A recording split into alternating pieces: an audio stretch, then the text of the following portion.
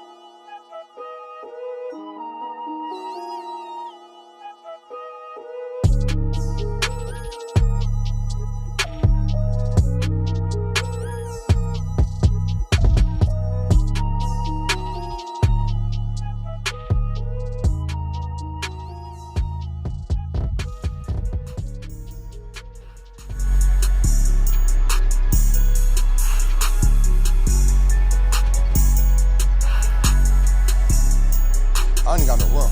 This is me right here. What's good, family? It's your boy, the Wallstreet Trappin. Welcome to another episode of Trappin Tuesdays. Sometimes we feel that we aren't worthy of the abundance that we seek. But the ebbs and flows, the peaks and valleys, the vicissitudes of life must be navigated by the strong and the weak. That's right. No one is exempt. What matters most is how we handle the journey. So tonight we're gonna get into some things. We're gonna see how a company and a CEO just takes one company off its platform and verbally says it's because you've tried to blackball me. We're gonna dig a little deeper into why do I use the S&P 500 as my savings account. Because what happens is, what I've realized on a journey is there's a lot of orthodox things that go on, and they may be right, they may be wrong, but what I do understand is the unorthodox ways is what truly test the system. I've come to the conclusion that when a new truth collides with an old belief, you must see which one serves you at the highest level. And the only way to do that is by truly putting pressure on the old belief to test the evidence that is presented you with. Okay, let me ask you a question. How many beliefs have we inherited that we truly don't understand why we believe that way? But when challenged, you often run away from it. But when you're in the corner by yourself, you ask yourself, damn, why do I believe in that? Because most things are inherited to us and we don't truly get a full description of why it is necessary or important for our well-being. Let me tell you a story right quick. I remember hearing about a mother, a daughter, and a grandmother being together for Christmas. My friend Elena loves this. She always tells me, she says, tell them about the ham. Tell them about the ham. And I wish she was in the audience tonight because she's been dying for me to say this story for about 5 years. And the story goes a little bit like this. It was on Christmas, and a great-grandchild was watching her mother. Listen to what I said. A great-grandchild was watching her mother put a ham in a pot. And the daughter asked her mother, Mom, why do you cut the ends off the ham to put it in the pan? And the mother said, I don't know. You gotta ask your grandmother. So she said, okay. So she go ask her grandmother. She said, Grandmother, why does my mom cut the ends off the ham to put them in the pot? And grandmother says, baby, I don't know, but your great-grandmother is right over there in the living room. Go ask her, because that's who I got it from. And so the great-grandchild goes to the great-grandmother and says, Great-grandmother, I asked my mama and I asked my grandmother, and they all told me to come to you. And the great-grandmother says, yes, baby, ask me. And the great-grandchild says, Great-grandmother, why do we cut the ends off the ham to put them in the pot? And the great-grandmother says, well, when I was coming up, I watched my mother and my great-grandmother cut the ends off the ham to put them in the pot. And the reason why they did it was because we didn't have pans big enough to fit the whole ham.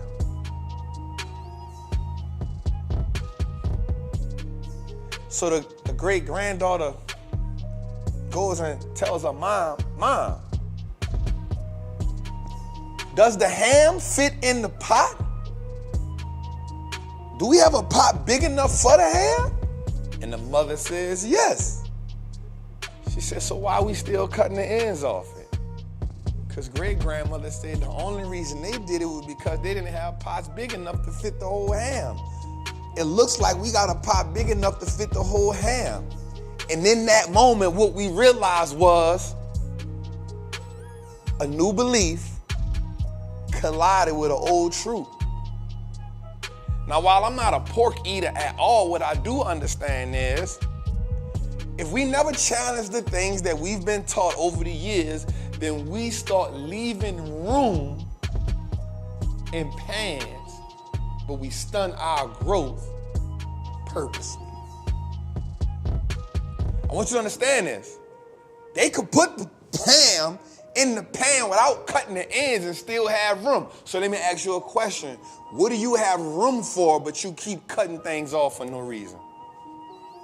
Okay, let's go a little deeper with that, right? Why are you stunning your own growth? Because of belief that's been inherited to you. Let's go a little bit deeper than that. Why aren't you growing in a pan that has so much room for you to grow? So we can use this story so many ways. We can use this story so many ways, but on our journey, we gotta ask ourselves, why aren't we adapting new beliefs? You are worthy of abundance. You are worthy of the wealth. You are worthy. You are worthy. You are worthy. But sometimes there's a challenge. And I know what the challenge is. Oftentimes, we are pouring into others while still seeking to be poured into ourselves. Oftentimes, we're asking and we're telling people that trust in God. And that same night, we're asking God to send us a sign. Sometimes, we are at this juxtaposition of the knowing and the still seeking more information. And sometimes in that gray area, there's a thing called uncertainty. And uncertainty can lead to confusion. Uncertainty can lead to doubt. Uncertainty can lead to self-sabotage. So today I want us to free ourselves from that. On this Trappin Tuesday, I want us to put ourselves in the mindset, in the spirit of victory. This Trappin Tuesday, I want us to step into purpose, and I want that purpose to put us in position to be powerful. One of the men I often think about in the Bible is Peter. Peter is the prime example. He is the epitome of not knowing, but also being humble enough to move forward, but still being human enough to make the mistakes. Think about this. A man walks up to you who you do not know and says, "Let me borrow your car." Let me borrow your car. Most people would say, "You done lost your mind." That was the equivalent of Jesus walking to Peter saying, "Let me see your boat." It's the equivalent. But Peter was willing to take a chance. He was willing to navigate. He was willing to go into waters that most people weren't. He was willing to take the risk. He had a good heart.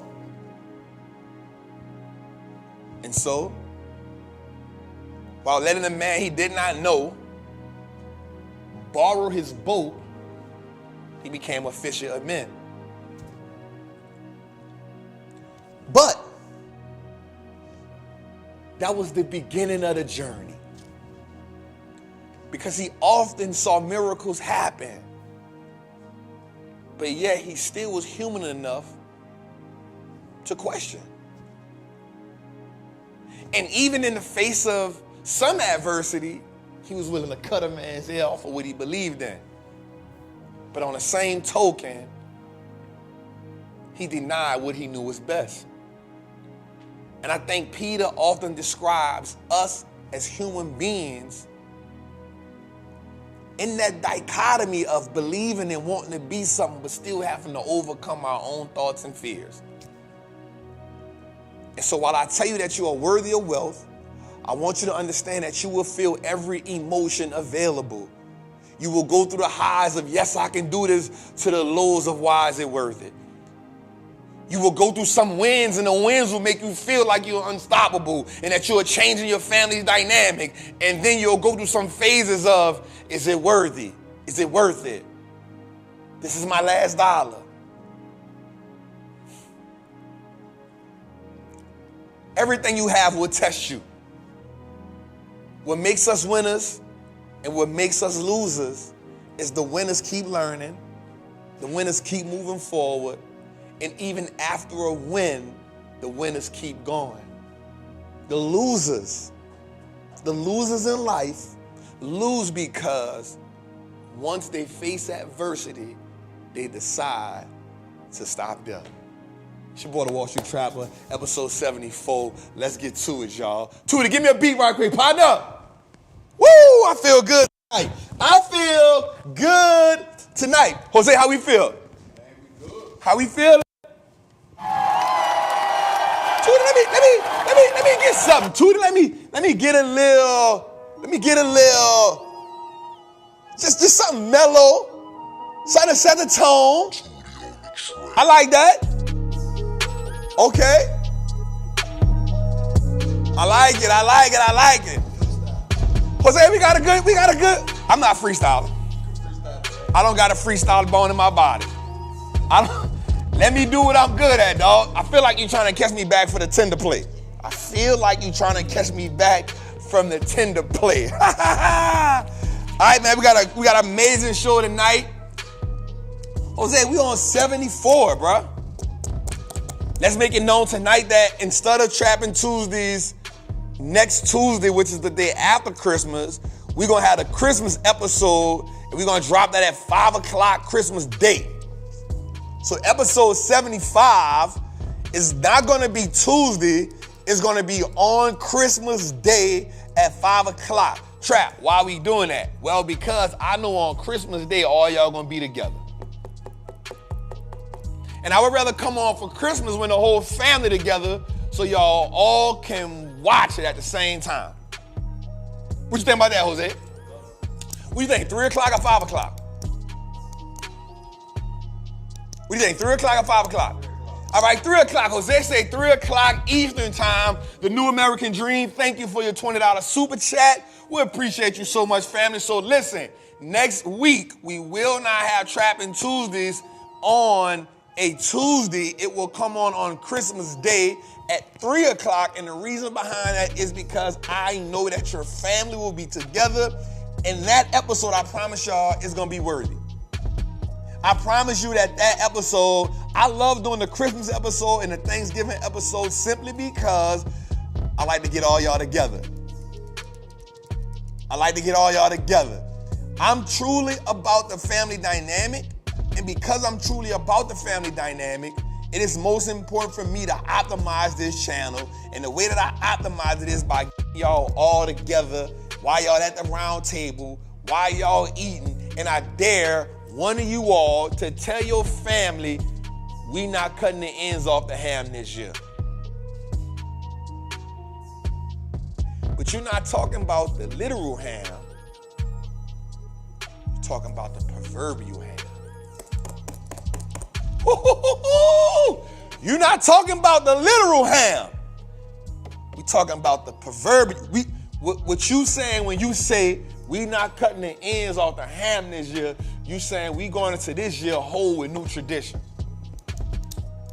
You saying we going into 2024 with new mindsets, new traditions, new activities, new beliefs, new goals. That's what you saying when you say we ain't cutting the ends off the ham this year.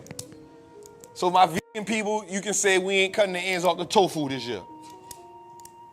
That's what you can say. We not cutting the ends off the they mix it up. They don't call it a ham. They'll be like sham. But it'll be like, what they'll call like chicken, they'll call it like tofurkey. Or they'll call it chicken. Right? So we not cutting the ends off the vegan ham this year. We're not cutting the ends off the vegan ham. It's gluten-free this year. That's a good word. That's it, Jose? No GMOs on the vegan ham this year. Because we set new rules, we set new traditions, we setting new mindsets. Watch this, Jose. We are changing our last names to assets this year. And in order to do that, we got to go into the thing whole. We got to go into the thing whole, Jose. We got to go in. We got to. Somebody said Tversky is wild. Let's get in the chat right quick, man. Stoner Jeff, we see you, family. Lucas Gavin, we see you. Sam, I see you. The plant-based all the way. That was for you, baby. Baby. Jojo Soto, we see you. Double R, I see you. Mimi, I see you. Eric Almighty, I see you. Shout out to the Super Jack. Mark Isaac, I see you. Josh Comley, all ham, no spam. Let's go, I see you. Felicia Alexandria, I'm breaking the chains. Let's go. You know we got to shout out Tori. We see you, Queen. Larry Morgan, we see you. I just want to show the chat some love, Jose, because without them, ain't no us. We're not going to act like they not here every Tuesday for 74 episodes, for 3 hours, 3.5 hours, and one time 4 hours. We're not going to act like we don't see them. We're not going to act like Trappin' Tuesday ain't their financial home. We have financial revival here. Huh? And we don't pass the collection plate. Huh? It's voluntary here. Huh? Clark Boxing, we see you. Trapper AJ, we see you. Right? KJ Simmons, we see you. Tamara, I see you. Man, get the lights up for us, y'all. Bring my screen up a little bit more. You know I gotta see that title, bro, every time. I like to see it. All right, we in the building. Let's go, let's go. 28 Infinity, I see you. Gutter CEO, what's poppin'? Rashad Howell, I see you. I just want to get a people some time. Episode 74 is about having the belief to move forward. And moving forward first starts with saying we ain't cutting the ends off the ham. Let me see something right quick. This impromptu, Jose. This impromptu. It ain't gonna be nothing crazy. But this impromptu, Jose. That's the word? I said it right? Impromptu? Yep. Impromptu? Did I say that right? She might answer. I'm gonna tell her I told the ham story. She been wanting me to say the story for 4 years. I gotta let her know it. Damn! She just got married though, so she might be trying to make a baby. It's Tuesday. Tuesdays is for loving. Red light special? No? Oh, but she probably trying. What's going on? What's happening? Nothing working on this for me. Guess what? You hurting me with? I'm shooting my show. Guess what happened just now on my show? What? And I'm live. I did something you've been asking me to do for years. What? I told the ham story. You saw it? I told the ham. I said, man, my love been telling me to tell the ham story, and I've been waiting for the right time to tell the ham story. I finally told the ham story. Bro, I know they went crazy.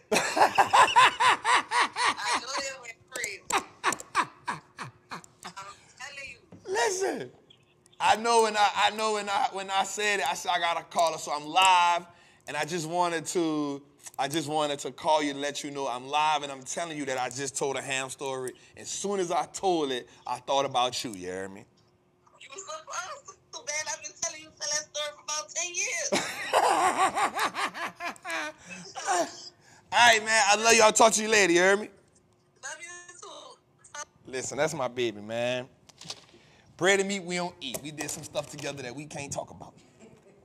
But it's glad both of us ain't in jail behind it. All right, man, let's start it off, man. Y'all know how we started off. Listen, she married. She just got married. I told her I love her. I told her I appreciate her for just coming to me first. That's how close our bond is, bro. So her daddy passed away. That was my dog. And she called me and asked me, Jose. She said, I met this guy, and I love him, but I need your approval. She said, my daddy passed away, and Negro, I need your approval. I need you to, and she told me the goods and bads. She was like, I ain't gonna act like he don't got some bads, but he good. Here's the good, here's the bad, but most importantly, he treat me amazing. She said, I couldn't ask for nothing else. So I got on the phone with him, I talked to him for a little while. I said, you know what? Who am I? Run the play. So shout out to my baby, man.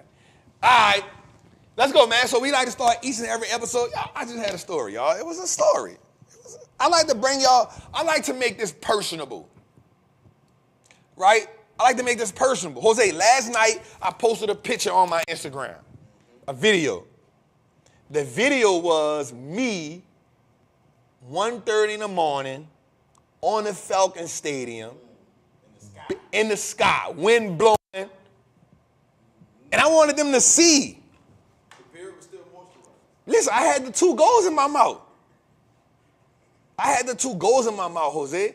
I needed the people to see that I'm able to, watch this, I'm able to navigate the vicissitudes of life. Lashana, act like you don't know that word. I'm able to navigate them. But most importantly, Jose, you know what I want? I want people to understand that, bruh, life don't go in a straight line.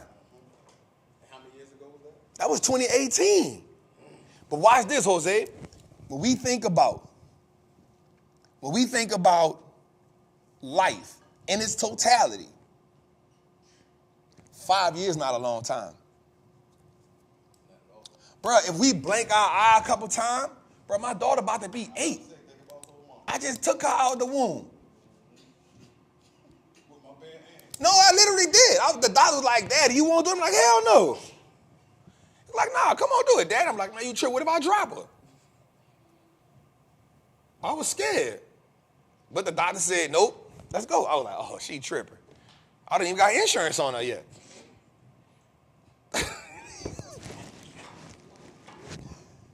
Not life insurance, I'm talking about like hospital insurance. Like if something happened, I was, bro, but that was a number 7 years ago, about to be 8 years. That time fast.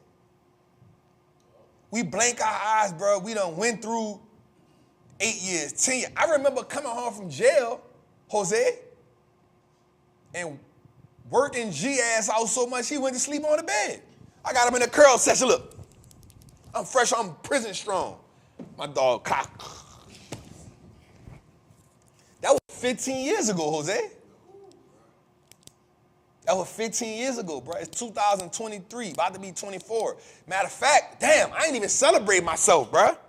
I came home December 7th, 2007. God, I didn't even celebrate myself. I'm so caught up in life.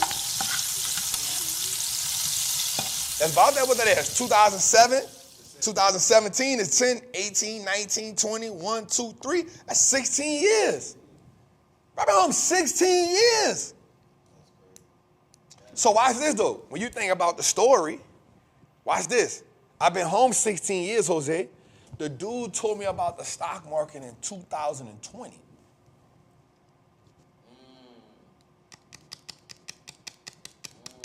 So watch this. The seed got planted 2020. The seed about the market got planted 23 years ago. Think about that. Think about that. We in December 20. The seed got planted 23 years ago. Watch this. It took till 2014 for the seed to even break ground. Here's why. Because it wasn't until 2014, Jose, that I actually took this serious. So the seed was still in the ground in darkness in 2020. I mean, in 2000. In 2000. Yeah, in 2000. In 2000. So I went to prison in 1999. I met him in a holding cell. In 2000, the seed got planted. I meant. Yeah, that's all right. It's all right. I get like that sometimes. Listen to the story. Right? In 2000, the seed got planted. Watch this. They got people in the audience that was born in 2000.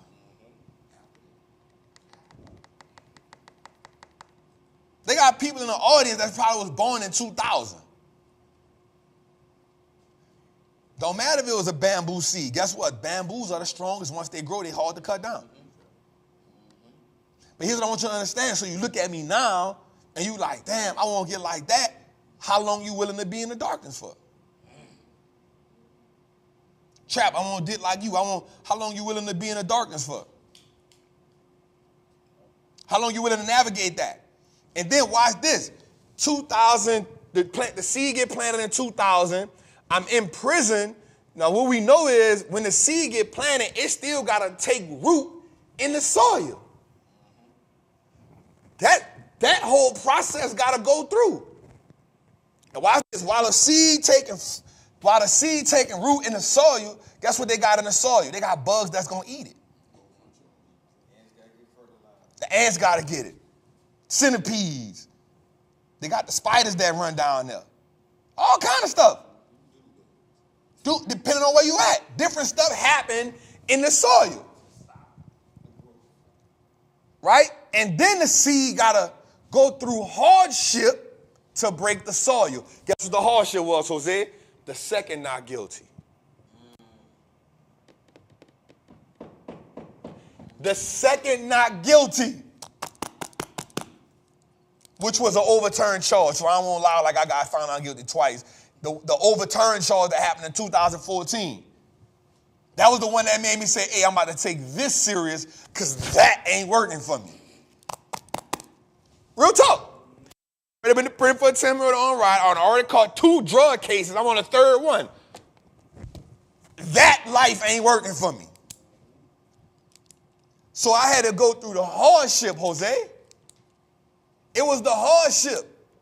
That's when I broke soil. The hardest part about the seed ain't once it get on the soil and start growing, because now you got a whole nother set of problems.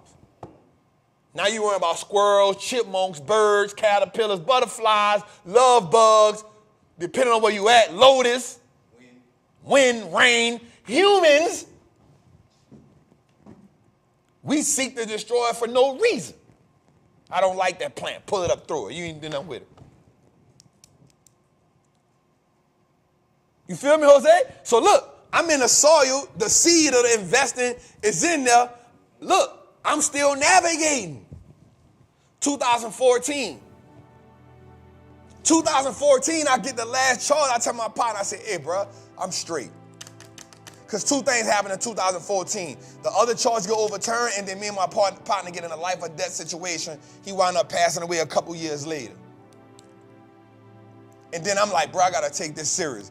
I got to play the right game, not the wrong game. So watch this.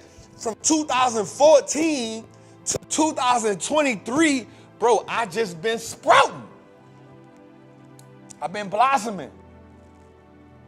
But even that has been challenging, Jose. Because growth doesn't come without resistance. Growth doesn't come without resistance. And most of our problem is all we want is straight growth.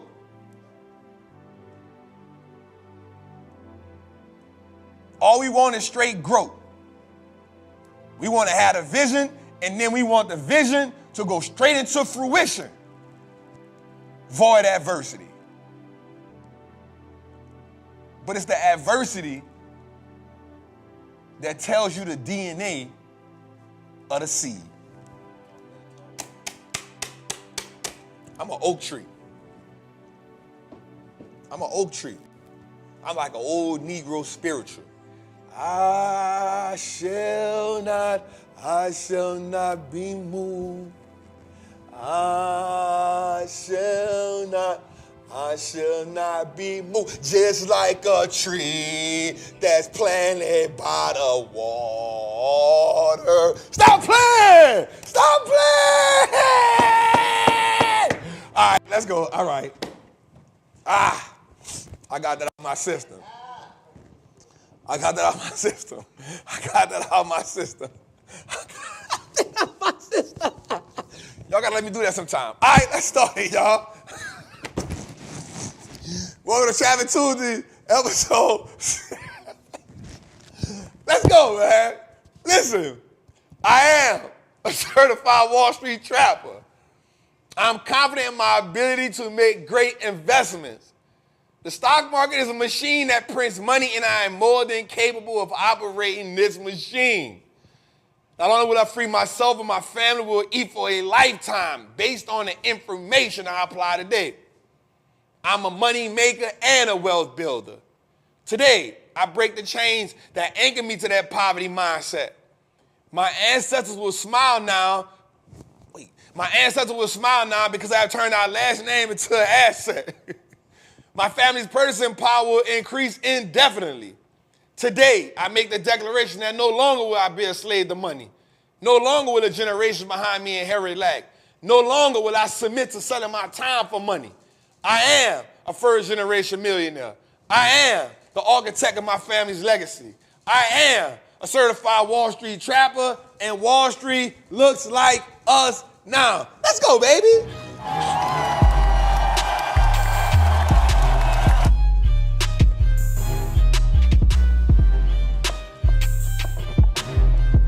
Hey, man. Jose, I feel good, dog. I feel like, listen, ain't nothing like a good old Negro spiritual, dog. Somebody said Trap talked about the stocks. You in the wrong show.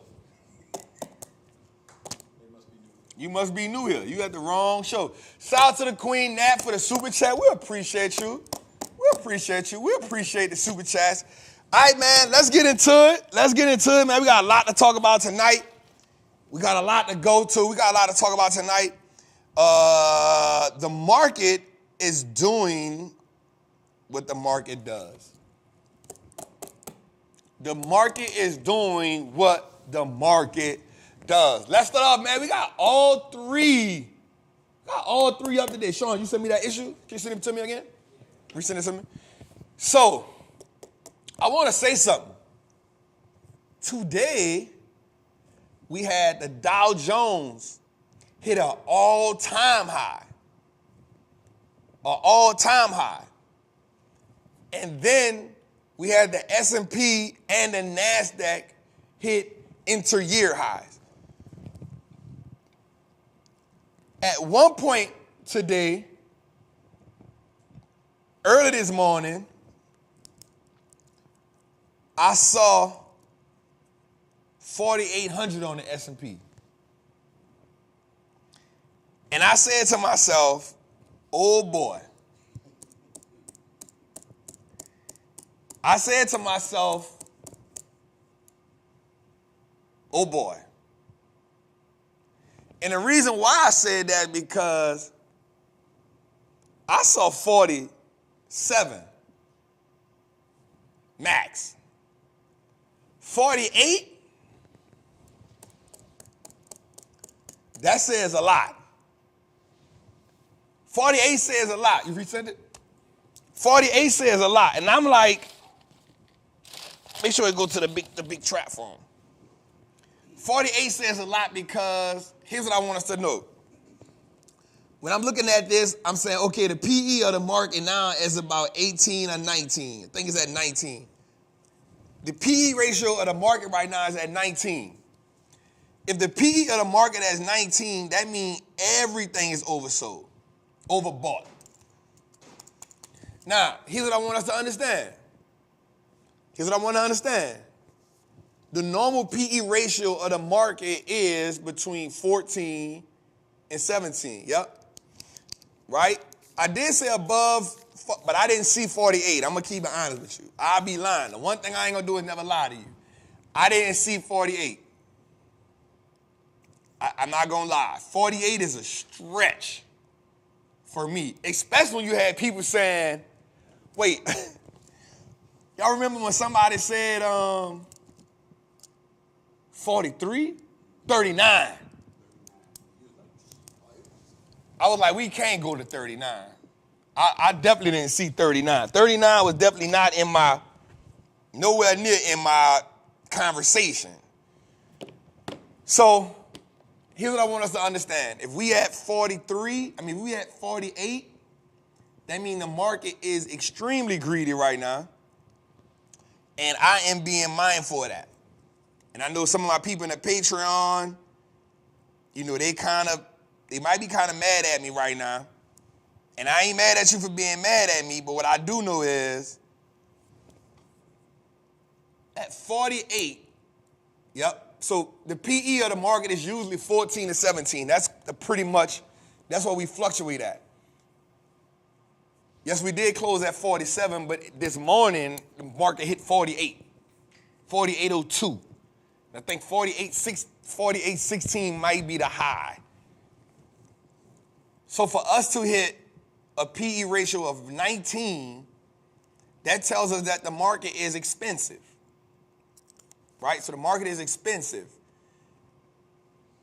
And if the market is that expensive, you got to start asking yourself,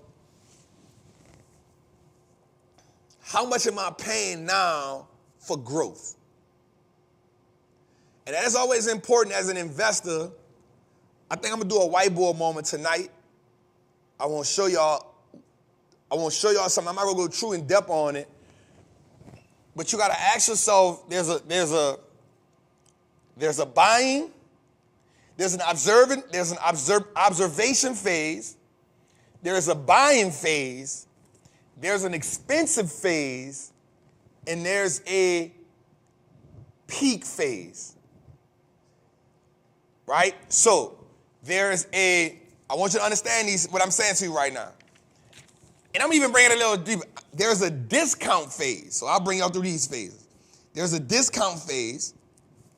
Then there's a buying phase, which means it's not discount. We'll call it fair. Right? So there's a discount phase, and then there's a fair value phase. And then there's it's expensive, but you're buying the expense. Don't get me wrong. And then there's the peak stage. In that peak stage, you know that the market is, watch this term I'm about to use. The market is fearfully greedy. Okay? So we have the discount phase. We have the buying that's fair phase. We have the buying that's expensive phase. And then we have that peak phase, which I will call fearfully greedy. I truly think that we are in the fearfully greedy phase of the market. I think we are in that fearfully greedy phase of the market. And the reason why I'm saying we're in that fearfully greedy phase of the market. Now, here's what I will say about that phase, Jose. Damn, this is good. Here's what I will say about that phase. That phase can last for some time. Remember, we went on an 11-year bull market. Right? We went on an 11-year bull market. Zay, what's good, brother? Trap, what's your perspective about the PE ratio with the Mag 7? If you remove the Mag 7, the market isn't that bad. Good question, Zay. I like you for that. Watch this, Zay. Damn, that's good. I like Zay. That's why I like Zay, man. Zay, one day we're going to get you on the show, bruh. Zay, one day we're going to get you on the show. We might use Zay as like an analyst for us. We already got it in the works. We might use Zay as an analyst for us. Zay, in the chat, would you be open to being an analyst for us, Zay? We like your perspective on the show, Zay. I think Zay has inadvertently or reluctantly become a part of the show without knowing it. It's called flipping the pack with Zay. No. Because Zay don't flip packs. Zay. When he in the trap. Now you trying to get Zay to go to jail. Everybody. Zay, we not putting Zay in no uncompromising positions, right? So Zay said something that was real dope. Zay said that, Trap, what do you think about taking the Mag 7 out? Here's why I say the market is in that fearfully greedy situation. And here's why I say it. Watch this. And this is going to actually coincide with what Zay's saying. At one point in time, the Mag 7, and I'm going to say this, right from July. In July, the Mag 7 made up about 70% of the returns in the market. About 60. Then we went through September, because August was kind of that. Went through September and October. And now we were having what's called a broad run.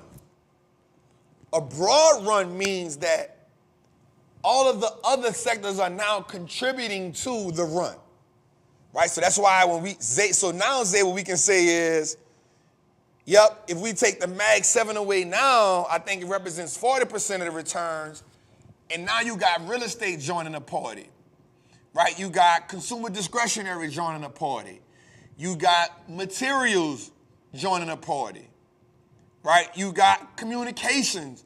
The only people that's not joining the party right now is energy.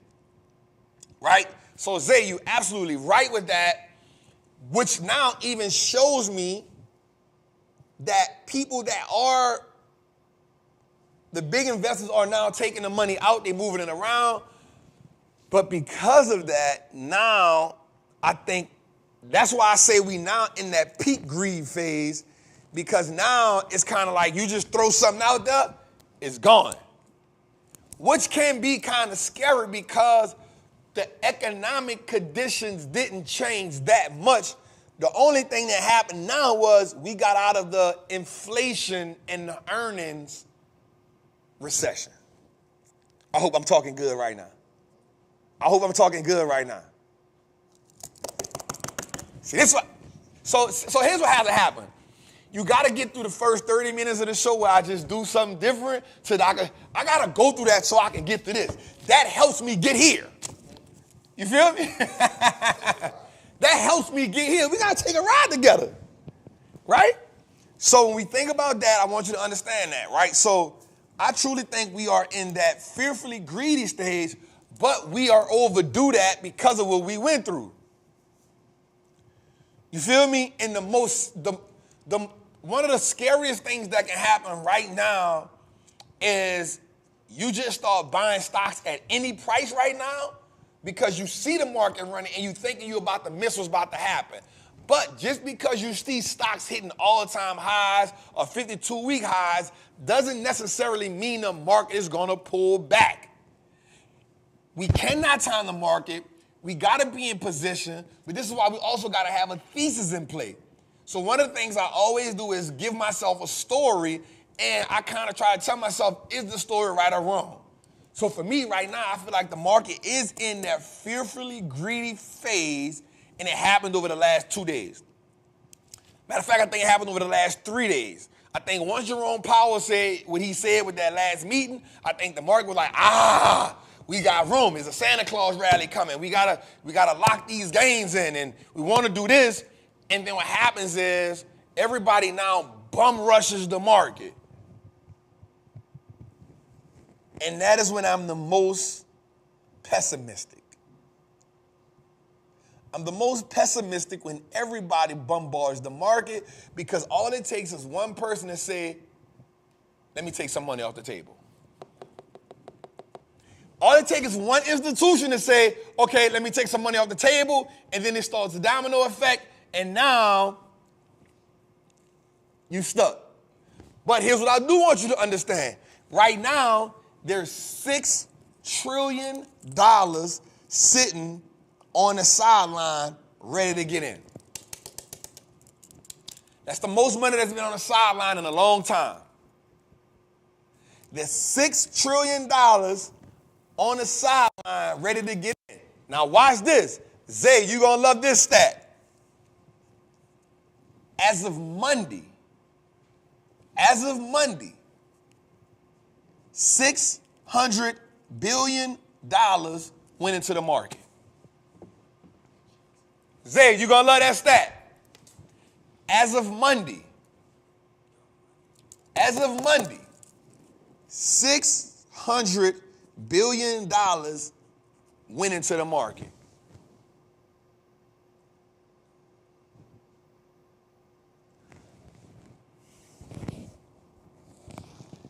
It has now become more than a relief rally.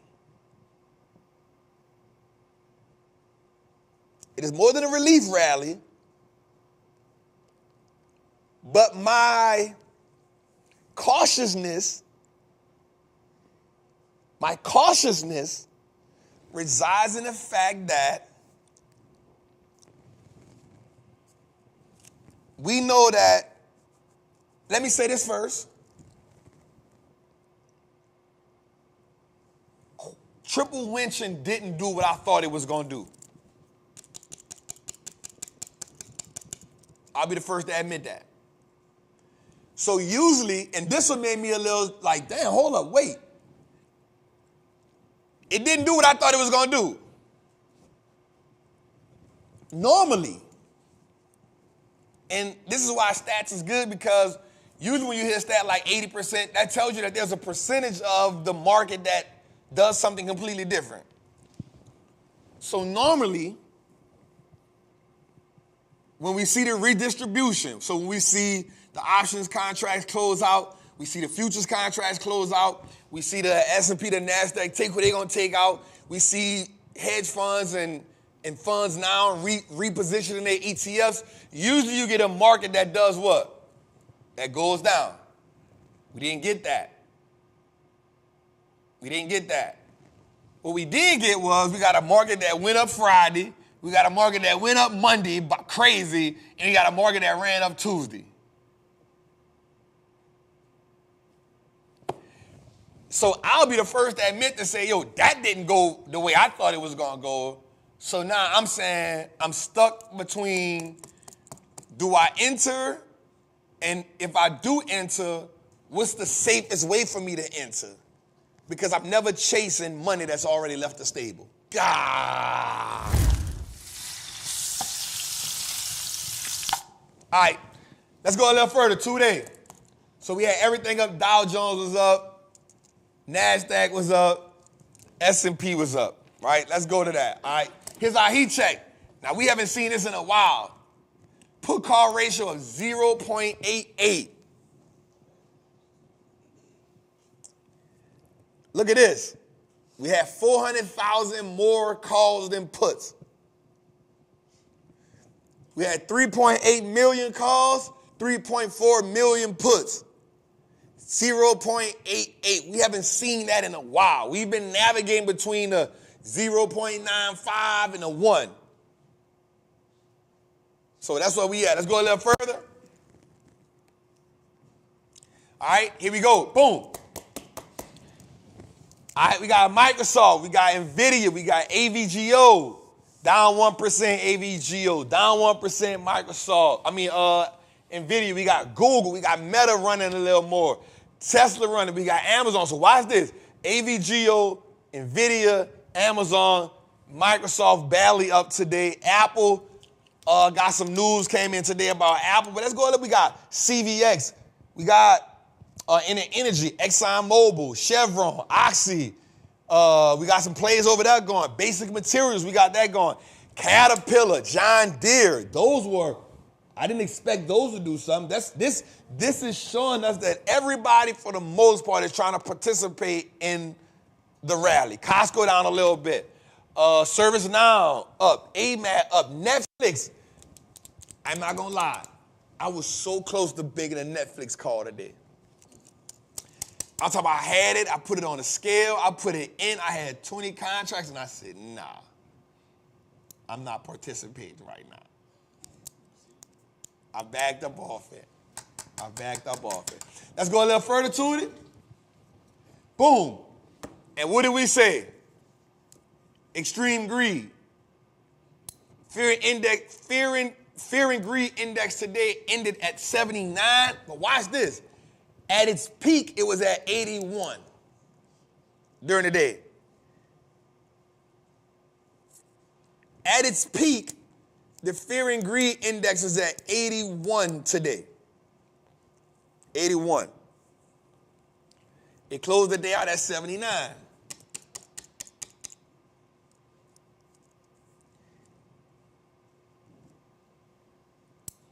Even when I was looking at that, I had already put us in position what I said.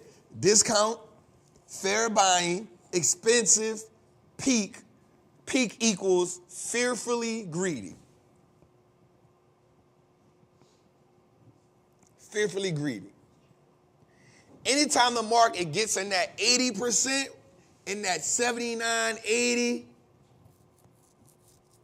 now here's the thing, I'm not gonna lie. If we got plays that's running, right? So we not in a situation where we gotta force nothing. But I did tell Trappers yesterday, not Trappers, I told my Patreon people yesterday, anything that I got that's over 70%, I took profits on it. Any option plays that I had today, I took profits on my Amazon. It hit 103% today. I took profit on it, and it closed the day out at 96%. So I feel like I didn't do nothing wrong. Right? I took profit on one of my Nvidia plays that was up 85%. I took profit on my QQQ is up 86%. Any one of my option plays that I was up over 70% on, I personally took profits on. And I told my people that. Now here's the thing. Jose, let me make you laugh. I'm not talking about nobody, but this is the funniest thing.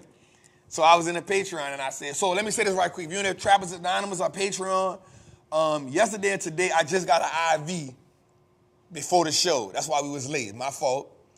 I was feeling a little drained. So I know I didn't post in the group yesterday. I didn't post in the group today. I was just feeling a little drained. I was feeling a little low on energy. So I got me a IV. My energy better. I feel good. I feel it working through me. So if I didn't post yesterday, I didn't post Monday and Tuesday, y'all. I just was feeling a little drained, y'all. I didn't even work out. I didn't work out Monday or Tuesday, bro. I was just low on energy. I think because I just been moving a lot, doing a lot. And I think sometimes we don't take for granted the, I want to say wear and tear that we put on our body, even from a thought perspective. Just thinking, okay, I need to do this, I need to do that, I need to do this, I'm trying to organize this. So I know I be moving around a lot. So I will say to my Patreon and my Trappers Anonymous people, don't think that I just wasn't putting nothing in there for y'all. I want to also shout out my lieutenants, Jose, that's in Trappers Anonymous, because they hold me down. I haven't put a lieutenant in the Patreon. I think I might try to see how we can navigate that, where somebody else can post for me in there a couple times a week, just when I need to rest. I need to figure that out. But I definitely want to thank all my lieutenants in Trappers Anonymous, because Lieutenant Torrey, Lieutenant Casey, Lieutenant Jabari, Lieutenant Paul, I'm not forgetting somebody, and I don't want to forget them. Lieutenant Lala, my girl from the UK, Jacqueline. So they be doing a lot of posts in the Trappers Anonymous for me, so they kind of like help me out sometimes, because I be just doing a lot. But I definitely want to tell them that I wasn't just not posting, I was a little sluggish. And I was like, yo, I called my girl, hey, come tap that vein. Come find it. I need a fix. I need a fix. So I definitely feel a lot better since I got that in, so I feel good. So I just wanted to let my people know, man, I wasn't not forgetting them or whatever. You know what I'm saying? I know how important it is for them to hear from me. You know what I'm saying? So I definitely want to put that in there. All right, let's go a little further. Today, before we go there, Tootie, let's just get the recession portfolio out the way. Let's get it out the way. I want y'all to thank Tootie, because last week I almost forgot, and Tootie ran it up at the last minute, like, we can't forget that. All right, so let's go. So let's move forward. Yo, that fresh cut is fresh. All right, hey, Jose, check it out. Beginning of the year, I said something. I said we going for 30% this year. It was around March, April. I said, if we at this rate, I said we can probably do about 30% this year. And as of today, we up 33% in the market. That's 160,000 in gains in the market this year alone. So here's what I got to do, Jose, and I got to make sure I document this, because we did last year. The Christmas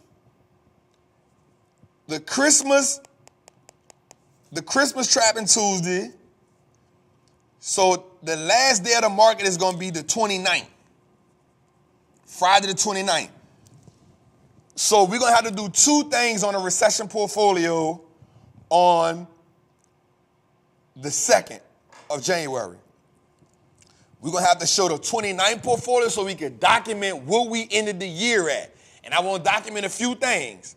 I want to document what we ended the year at, and I want to document realized gains from the options portfolio. I forgot to do the realized gains last year. And the reason why we're doing that is because we want to create a track record for our recession portfolio as long as we're doing this show. And we're not going to run from nothing. So we're going to track. Last year we beat the market.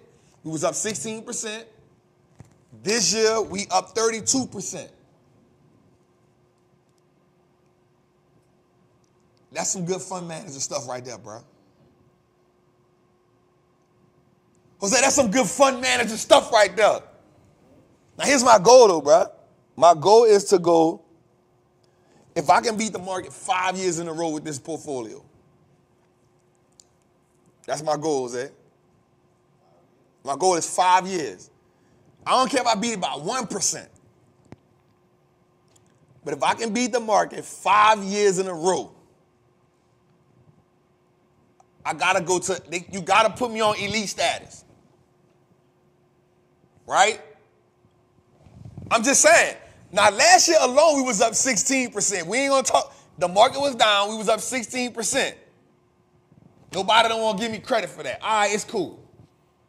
Because nobody else, nothing against nobody, but nobody else, nobody, even, watch this, I got to make a call. I got to make a call, Jose. I got to make a call, Jose. Can I make a quick call? Quick call. Quick call. We calling my guy. We calling a man about a dog. We calling a man about a dog. Let me see if he's going to answer. Let me see if he's going to answer. We're going to call a man about a dog. We'll call a man about a dog, Jose. See if we get an answer. For the most part, bro, when people see me call, they answer. I think my name pretty good in people's phone. For the most part. All right, we ain't got no answer this time. Damn, he Jewish. Damn. We love, listen, we love our, well, I ain't gonna say that. I love this one. I love this one. But here's what I want to do. Keeping it real. If we beat the market 5 years in a row, bro, that's unequivocally GOAT status. All right. Let's go a little further, Tootie. All right, so here's I did something different this week with the options plays. We showing the total gain and the percent.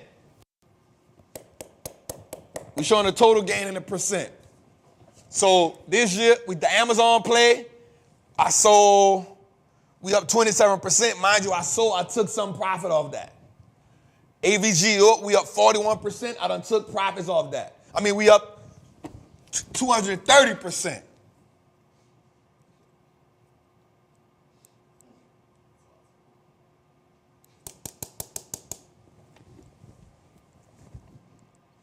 Let me sit in that for a moment. And the reason why I'm showing a percent, Jose, is because most people somebody can tell you, I'm up $41,000, but they might only be up 3%.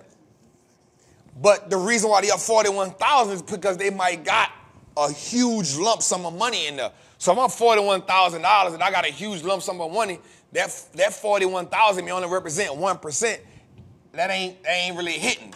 But to say we up 41,000, we up 230%, plus I already sold half of it. You feel me? So I had 8 contracts. I already took 4 of them off the table once I hit 100%. So even with 4 contracts left, we up 41,000. And watch this. If you're in the Patreon, you up 200 and some 100% too. So watch this, Jose. This is important to showing percentages. And this is what I want everybody to do moving forward. If you only had 1 contract and you up 230%, yo, you killed your money. You flipped your money twice and then some. That's the importance about showing people percentage. So here's what I want y'all to do moving forward. Anybody that's showing y'all money, I want this to be the standard. This ain't just what I want you to do for me. I want you to hold me accountable, and I want you to hold everybody who's teaching you about the market accountable. This is how you stop yourself from getting scammed. I know I'm preaching right now, but listen. This is how you stop yourself from getting scammed. So when somebody tell you they made $1,000 in the market, $2,000 in the market, $5,000 in the market, I want you to say, what's the percentages that you up?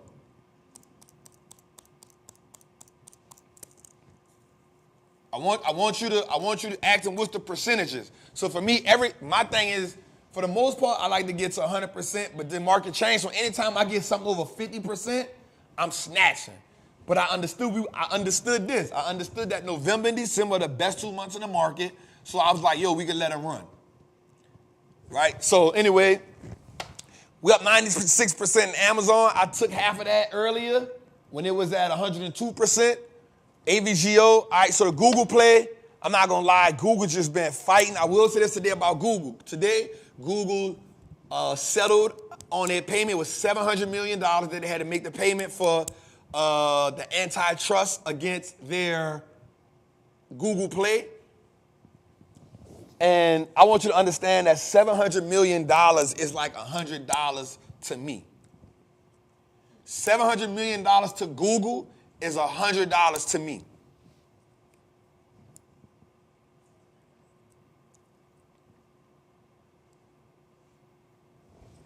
I'm gonna say it again. And I'm not even saying my pockets. Y'all already know $100 is an adult dollar. You feel me? $100 is an adult dollar. Real talk. When you young, you like, give me $100. When you be adult, you be like, give me 10,000. $100, once you break it, it ain't even. Damn, you be trying to hold on to that 100. Once you break it, it's gone. So here's what I'm trying to understand. $700 million to Google is like $100 to me. They got off easy. Like, they were like, all right, bet. We're going to make some changes about it, but bet. Here's what I'm trying to understand about this, y'all, and I'm going to be honest with y'all. Me and B going to make some content about this. Me and B going to make some content about Teddy Roosevelt and Franklin D. Roosevelt. And this is how you get this is how you get antitrust. But to go a little further, and I'm not going to get into it here, but I'm going to say this. A lot of times when you see companies, for the remainder of your life, our life, we're going to see Apple, Google, Amazon, Microsoft, maybe NVIDIA as they go a little further. You're going to see them get hit with antitrust lawsuits. And all that is a money grab for politicians.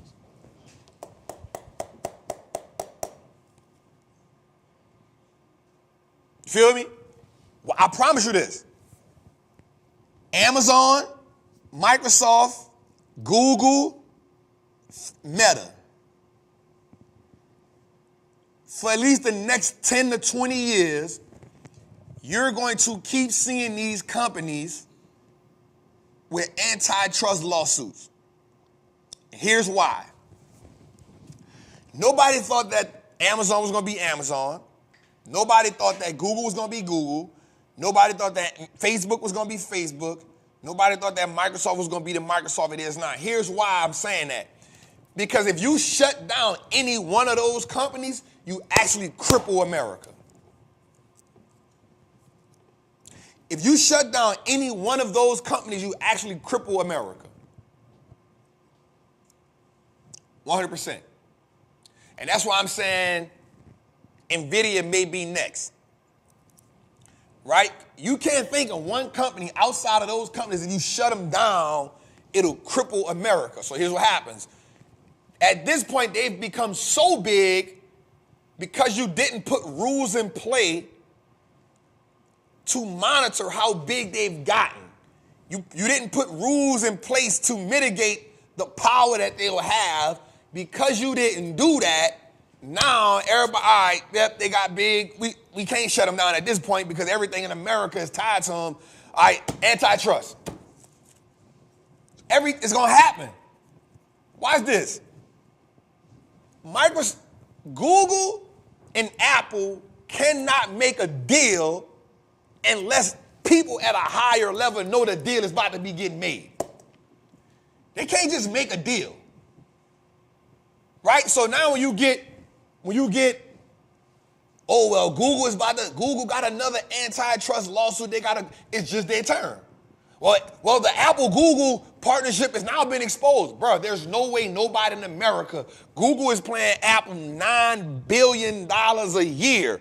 There's no way There's no way that $9 billion get transferred every year and the people and just them two know about it. There's no way. Bro, if I cash app somebody, they know about it. I cash app somebody, my goddamn accountant asking me who this $120 cash app was for in January. Nigga, it's December. I don't know. I don't know who I sent that to. I ain't put a note to myself. It's somebody in my family. I don't know. I don't know. But what happens is everybody got their hand in it. And it just becomes your turn. All right, Google, it's your turn. Because if you really wanted to punish Google for what they was doing with the App Store, you wouldn't have fined them $700 million. It would have been somewhere in the hundreds of billions. But that was, hey, let's get this over with. All right, you got another one coming up. We're going to get that one. It's your turn. Because guess what? Facebook went through it. Amazon went through it. Everybody, if you that big, you got to go through it. Guess who else went through it? The Rockefellers went through it. Guess who else went through it? Dale Carnegie went through it. Andrew Carnegie went through it. Guess who else went through it? J.P. Morgan went through it. Guess who else? Everybody who Teddy Roosevelt put his eyes on, because he told America this: there's a group of men that are wealthy beyond measures, and if we don't put laws in place to keep them, they will dictate the American society. And here's what happens. After he came up with that, he came up with the estate tax, he came up with capital gains tax, and then the wealthy people of America say, nobody tax us like that. And that's why you start getting loopholes from. The American way is to, America was built on greed, power, politicians, and money. That's what America was built on, and prejudice, racism. That's what America was built on. And it ain't nothing but we used to call that, when we was young, we used to call that cuz left hand Johnny. Oh, damn, I forgot. Jose don't know what that is.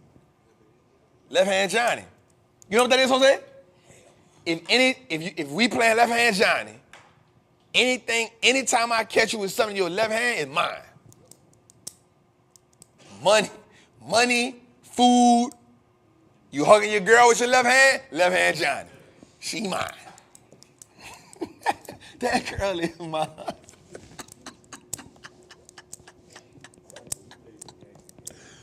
Left hand Johnny, dog. You ain't never heard of that, guys? All right, Twitter, let's go a little further, man. Anyway, also we got the one NVIDIA call we down on right here, 31%. No, that's the Google call we down. Meta is up 62%. Meta is up 42%. NVIDIA up 83%. NVIDIA. I had these, this was called legging in. And then I got the QQQ call. We took half of that position too. It was, I had 25 contracts, so we took about 11 of those contracts. Let's go a little further. All right, and here we go to recession portfolio. We got ATRK is up, CELH is up, Costco up. Crocs is just, I'm selling Crocs, bro.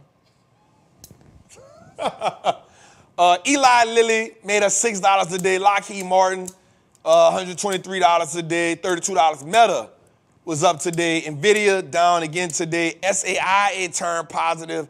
SMCI turned positive. TPH. I know for sure I'm going to get rid of SMCI, SAIA, TPH, Lockheed Martin, and probably ATKR. I might get those going to you.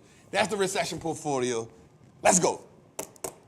All right, let's get into it now, y'all. Let's get into it. All right, let's get the likes up. Let's get the likes up. I'm telling you, Jose, the people say, Jose won't make a quick check for everybody. Let me see it. They said 78%. Nah, they ain't never. Who? 78%. 78%? They ain't heard of no left hand Johnny. Maybe it's a down south. You from you from up north, bro. Down south, we play, oh, hold up. Down south, we play all kind of games. We play left hand Johnny, we play bat down. You feel me? Did y'all play pitch up tackle? I don't know. Did y'all play that? Bad down? Oh, bad down is nasty game. You fight behind that. So left hand Johnny is you give me what's in your left hand. Bat down is smack it. You know who we didn't play bat down with? Tootie. We did not play bat down with Tootie. Because he was like a grandpa. You know, man, we ain't paying the old grumpy ass dude, man. Tootie been grumpy, dog. Y'all ain't never played bat down either? Man, there you go. It's an uptown thing. Let's go. All right, so let's get to our business, man. All right, taking a bite out of Apple. All right, I want us to look at something. So Apple made less money in fiscal year 2023, but it's not the first time it happened. So Apple has made less money this year than it made last year, right? And that's not normally what Apple does. But this isn't the first time this happened. So we did some homework. We realized that it happened in 2016. It happened in 2019, and it's now happening in 2023, right? So one of the things I will say is an Apple stock a day keeps the poverty away. I would never get away from saying that. But I also said that Apple now isn't the company you're looking for superior growth. It's one of those companies you will own now to give you consistent growth because they have a whole lot of money. They have an ecosystem better than almost every other product out. But they are still searching for something new that will speed up growth. Right? They haven't found nothing that will speed the growth up. But the stock is still up big on the year at $196 a share right now. The market still finds a lot of, and here's why Apple will always be a well-performing stock. Because it has more shares than anybody else. So Apple has about 16 billion shares on the market. Nobody has that many shares. So because they have 16 billion shares, it's always a great place for big investors to go to find safety. I want y'all to write that down. I want y'all to write that down and go look at it. Right? Trap, if you're going to talk about Google, talk about Apple can't get over $200. Apple can get over $200. You know why it hasn't? Apple has split about 3 times in the last 5 years, 6 years. So if it hadn't split, it'd be a $500-$600 stock. Remember, it keeps splitting so it can be affordable for you. Right? And it's at $196 right now. So I wouldn't speak too fast about that. You got to realize it went from $97. It was at $97, and it worked their way back up. It's up 47% on the year. Right? It keeps splitting, which is why it keeps going back down. But if we take an Apple price without the split, the last 3 times, it'll probably be a $700 stock, if not more, maybe a $1,000 stock. So let's not take that for granted that the stock is splitting. Let's not take that for granted. All right, so one of the things is because Apple has about 16 billion shares, it allows big investors to always find safety in there. And so that's one of the reasons why it will always be a stock where you can find safety in. Let's go a little further to it. All right, and this is why Trap uses the VOO as a savings account. Right? This is why I use VOO as a savings account. So here's what we understand. Let's look at it from the last 10 years. Right? Let's look at this from the last 10 years. Right? Let's check this out. 2013, the S&P 500 gave you what? 32%. Right? 2014, S&P 500 gave you 13.7%. 2015, they gave you 1.3%, which was still more than the savings account. 2016, they gave you 11.9%. 2017, they gave you 21.8% return. And then 2018, it gave you minus 4.4%. 2019, it gave you 31%. 2020, it gave you 18.4%.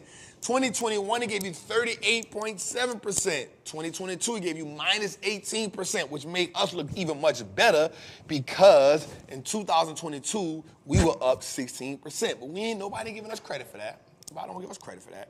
And right now in 2023, as of right now, it just hit 21%.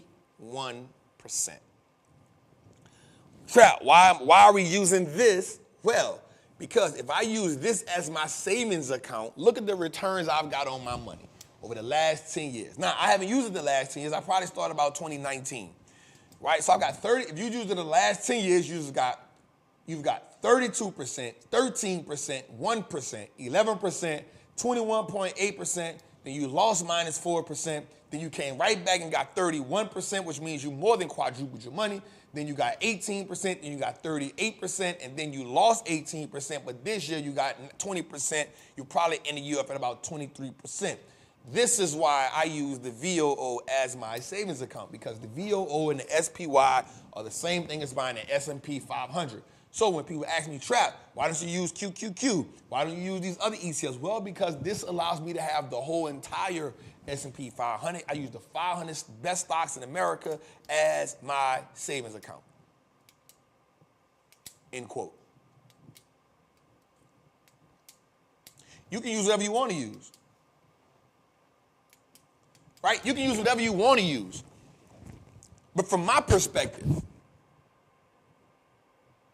I have no regret for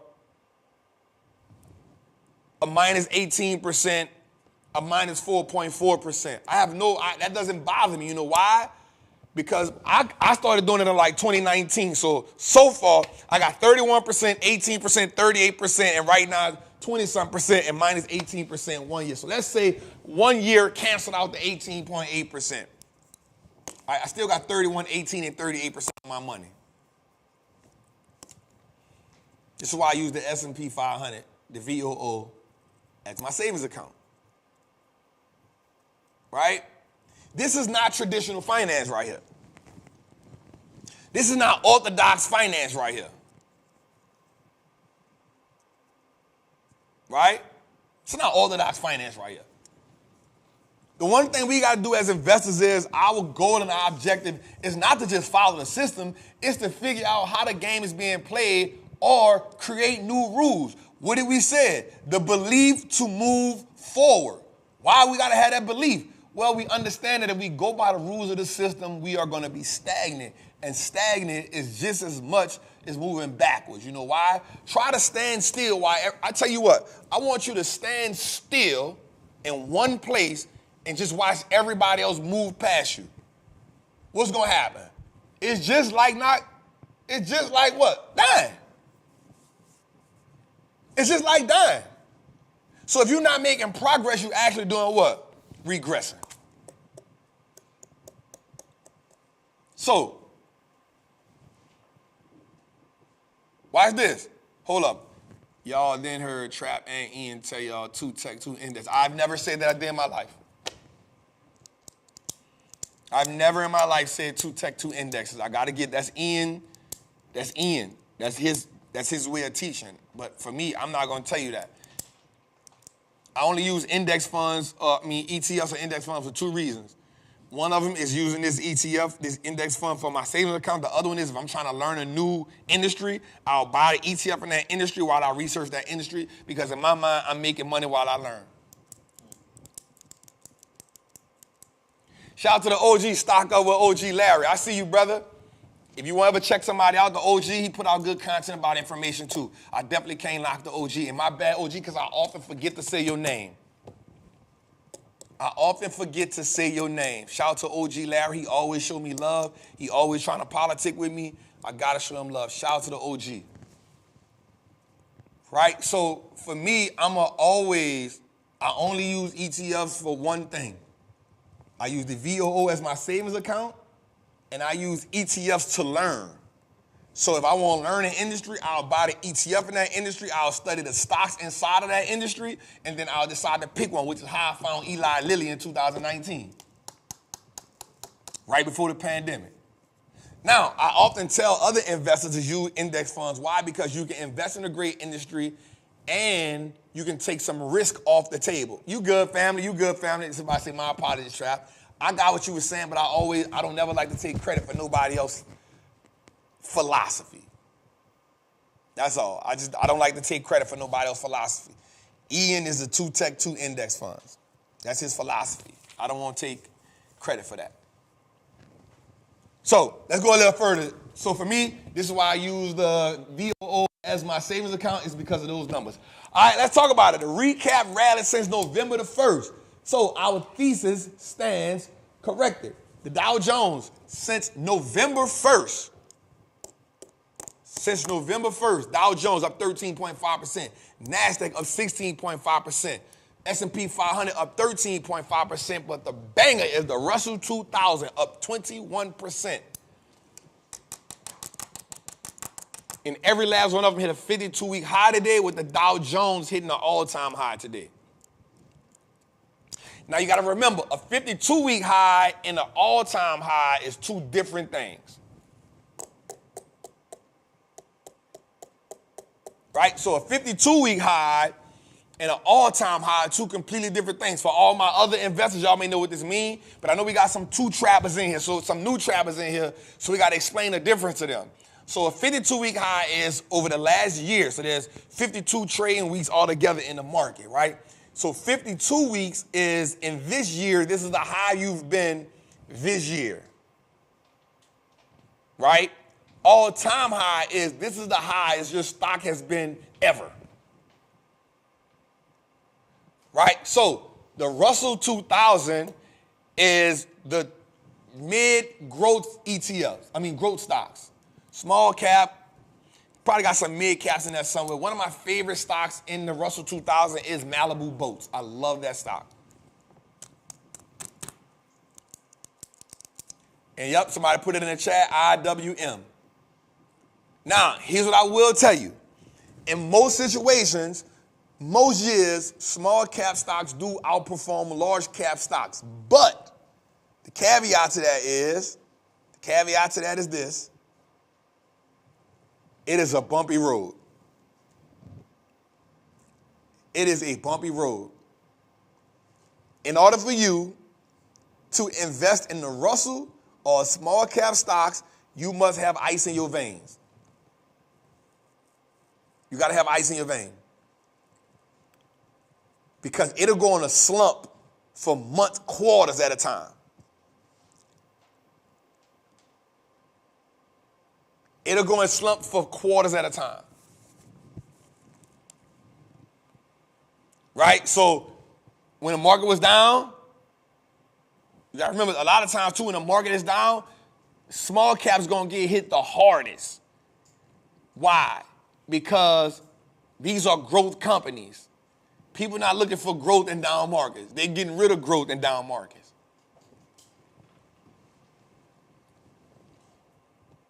Right? In down markets, on a rough economic tightening, people not looking for growth in those environments. They're looking for stability. But why do we see the market, why do we see them outperform everybody else in November, December? Because the market started doing what? Rewarding growth. The money went everywhere. And so the money gonna flood into, let's go a little further, man. Y'all, we teaching tonight, Jose. We come into it. All right, put my seatbelt on because we doing 81. I like this graphic, Steve. The S&P 500 is now trading at a daily, this is for my technical people. The RSI, the S&P 500 is now trading at an RSI of 81, by far the most oversold level since 2020. 81. The last time the RSI was at 81 plus was September 2nd, 2020. The day before, the S&P fell 11% in 3 weeks, which is why I said I am a little cautious. I am data-driven. Now, here's what we do understand. We understand that history doesn't always repeat itself, but it does rhyme. And all I'm saying is I don't want to be in position of all of my gains get wiped out because I wasn't listening to the music being played. That was good, Jose. You didn't even see how I did that. You didn't pay attention to how I did that. He was in the chat. That's right. This is the most overbought the market has been in years. I like to give y'all data, right? So RSI 81. So anytime the RSI is over 70, listen to me well. I'm going to give y'all a little lesson right quick. Anytime the RSI is over 70, the market enters overbought territory. Anytime the RSI gets under 30, the market gets in underbought territory. Right? Remember what we talked about. Discount, fair, expensive, peak, which is fearfully greedy. If the market gets oversold at 70 and we're hitting 81, we are in what? Fearfully greedy mode, which is why we what? Talked about that earlier. Man, can I get a whiteboard moment right here, Jose? Just give it a little second. We need to get a whiteboard moment right here because watch this. I need us to understand the importance of that. I need us to understand the importance of being fearfully greedy. I need us to understand the importance of being fearfully greedy. It's important for us to understand that in that moment. Tootie, give me a little beat right quick.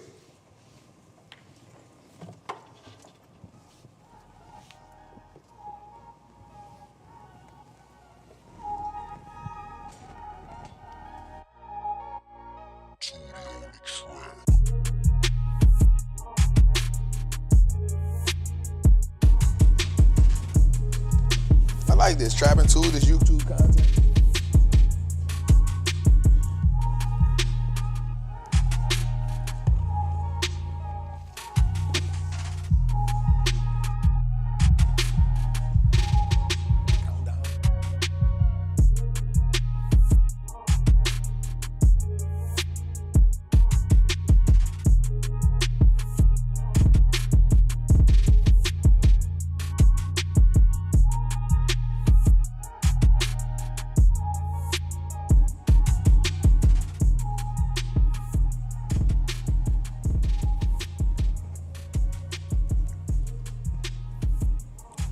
All right. So, what we want to do right now in this moment is we want to talk about the levels that I need you all to see. Right? I need you all to see these levels so you can understand what I was talking about. So, and I waited for this moment exactly. All right, so we're going to talk about buying. Nope, we're going to change that. We're going to call this market emotion. Huh? We're going to call it market emotion cycle. Oh, I like that even better, Jose. Market emotion cycle. What should market emotional cycles? The market's emotional cycles? That's why I like you, Jose. That's why I like you, Jose. That's why I like you, Jose. Emotional, E-M-O-T-I-O-N-A-L. Market cycles. All right. It's a lesson. Watch this. Watch we go through. So the range, Jose, is 30 to 70 RSI. This means relative strength index. Right? So this tells us the range that the market is in. Right? Is it being hella emotional from the buy side, or is it being hella emotional from the sell side? So think, anytime the market is 30 or below, we know the market is under bought. Right? Means people are actually, I'm going to change this. Jose, watch for this. The market is oversold. Oversold means deals or discount, Jose. Right? Right? So anytime the market is 30 or below, the market is oversold. So if it's oversold, that means we're going to put a green by that. Why? Oversold means Deals or discounts, Jose? You with me on that? Deals or discounts. So watch this. Anytime the market gets 70 or more, we're going to say it's overbought. And we're going to say expensive or you a duck. You a duck. Quack. Nope, we're going to say this. I ain't going to even play it like that. Expensive or greedy. We're going to put that in red. Now, Jose, why is this important? So we know that anytime it's in, here's the range that we're looking for. So we're going to put this in blue. So we can highlight this range. We're going to put it in purple because that's a good color to see. Take a screenshot of that. This should take a screenshot of that. Right? So 30 or below means the market is oversold. Deals or discounts. 70 and above, expensive or greedy. Now, let's talk about this. Today, the market reached 81, but ended at 79. What space is that, Jose? That's greedy. It has now entered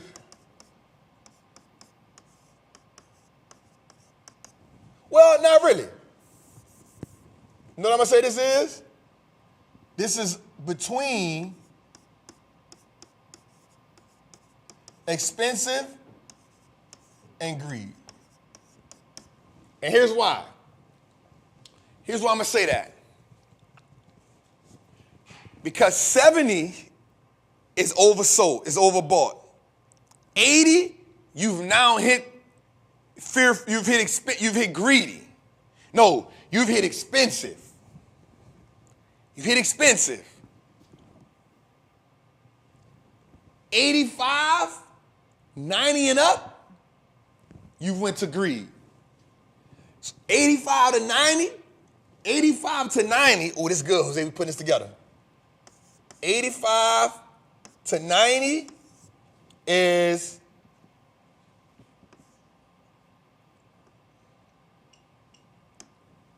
crazy expensive.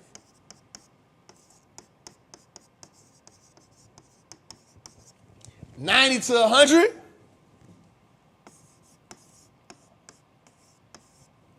fearfully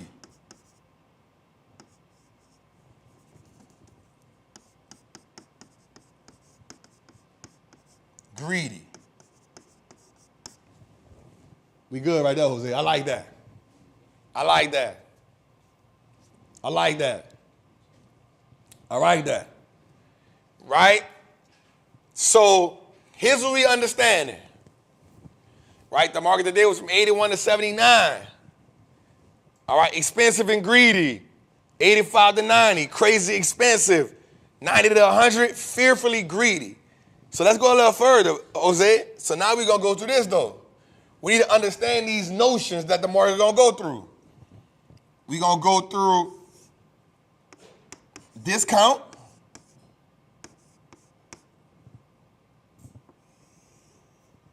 next stop, fair,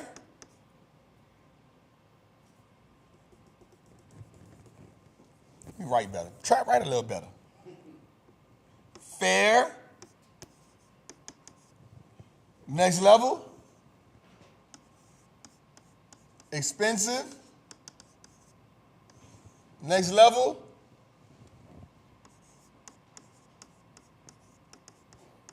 fearfully greedy. Here's the levels. Here's the levels. Now, I'm going to say this. on your journey to investing, the market in most cases is going to be right here.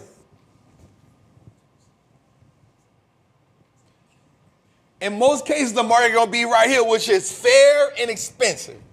The market going to go back and forth. What's the little thing called?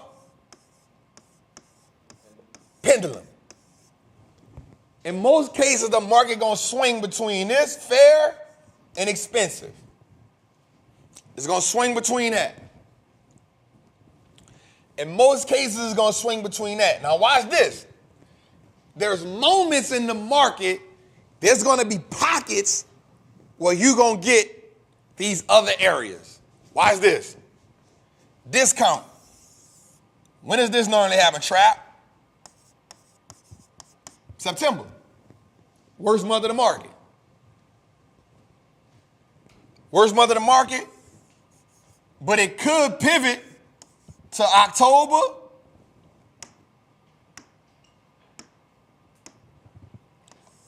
And we can't put out August. So and we just talking season, these are the reasons why. September is always the worst month of the market, and then it could float. It can go August going into September, and then September going into October. October is what do you call those? What do you call those on the presidential? October is a swing month. On the presidential election, what they call it, the swing state. It can go either way. October is we teaching tonight. Man, I think it's because my daughter here. I need to know that her daddy is a professor. You think your daddy a professor? Dang, you took long to answer that.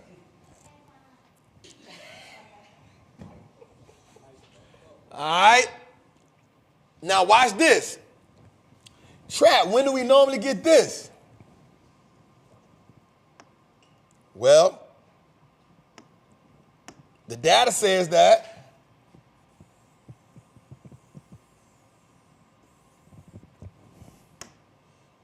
Trap, when do we normally get the fearfully greedy? Well, the data says that November and December are the best 2 months in the market because they average anywhere between 1.7 and 2.9 return.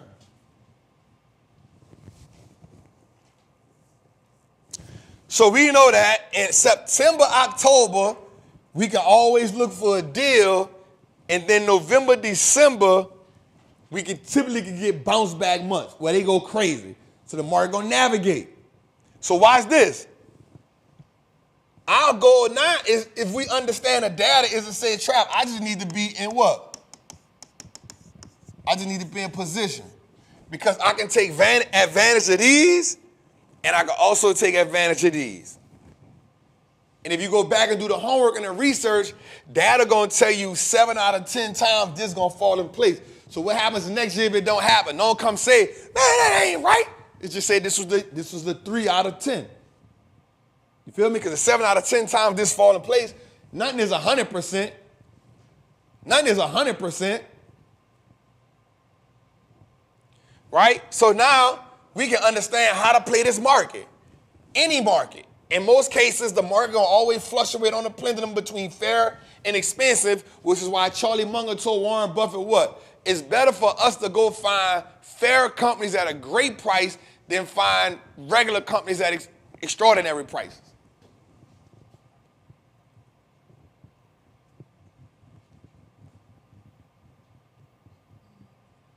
So if we can fluctuate in here, we understand that in most cases. Now, here's what we do understand too. Let me give you something else. Watch this. At least 2 times in a year, we will get a 5% pullback. Anywhere between 5 and 10%. Correction. At least twice in a year we're going to get that.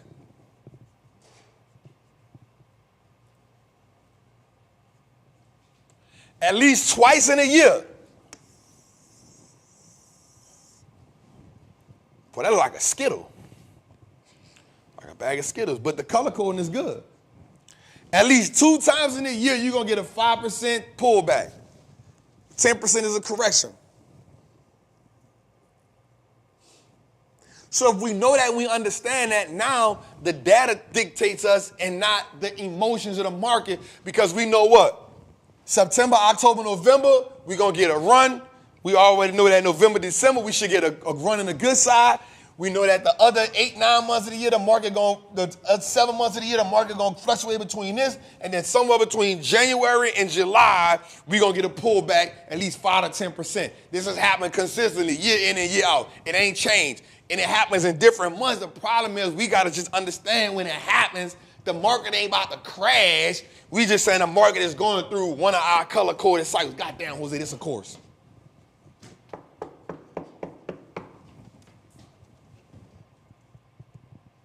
So this is why I always tell us to do what? Be in position. Be in position. Another thing that's going to kill a lot of people is this. They ain't patient enough, so they do this. They over invest and they over trade, which equals blowing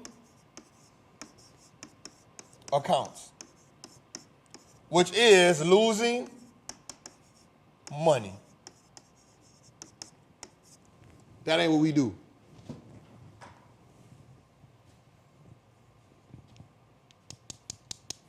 That ain't what we do. We don't overinvest, we don't overtrade, and we don't lose money. Well, Trap, we lost on a couple of trades this year, but I was already up this year. Losing money is, to me, is when I end the year and I'm negative. I'm negative. Nobody in the market gonna say they ain't never had a losing trade. Bill Ackman, one of my favorite investors, he lost $400 million on a trade early this year. And guess what he had to say? Shit, I was just wrong. It happens to the best of us. My AVO trade, Trap, I was early. Early is the same as being wrong. But guess what? We got right back in the same trade, and what we did, got it all back.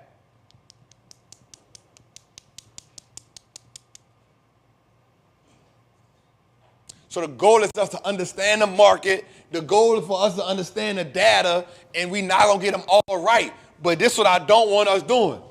And I know a lot of people might pay, like, Trap, when the next play, when the next play, when the next play. Yo, we went busting it all year. I'm not tweaking to put a play in because you paying me a certain amount of money every month. I want to make sure when you get in the play, the odds of us making money on that play is high.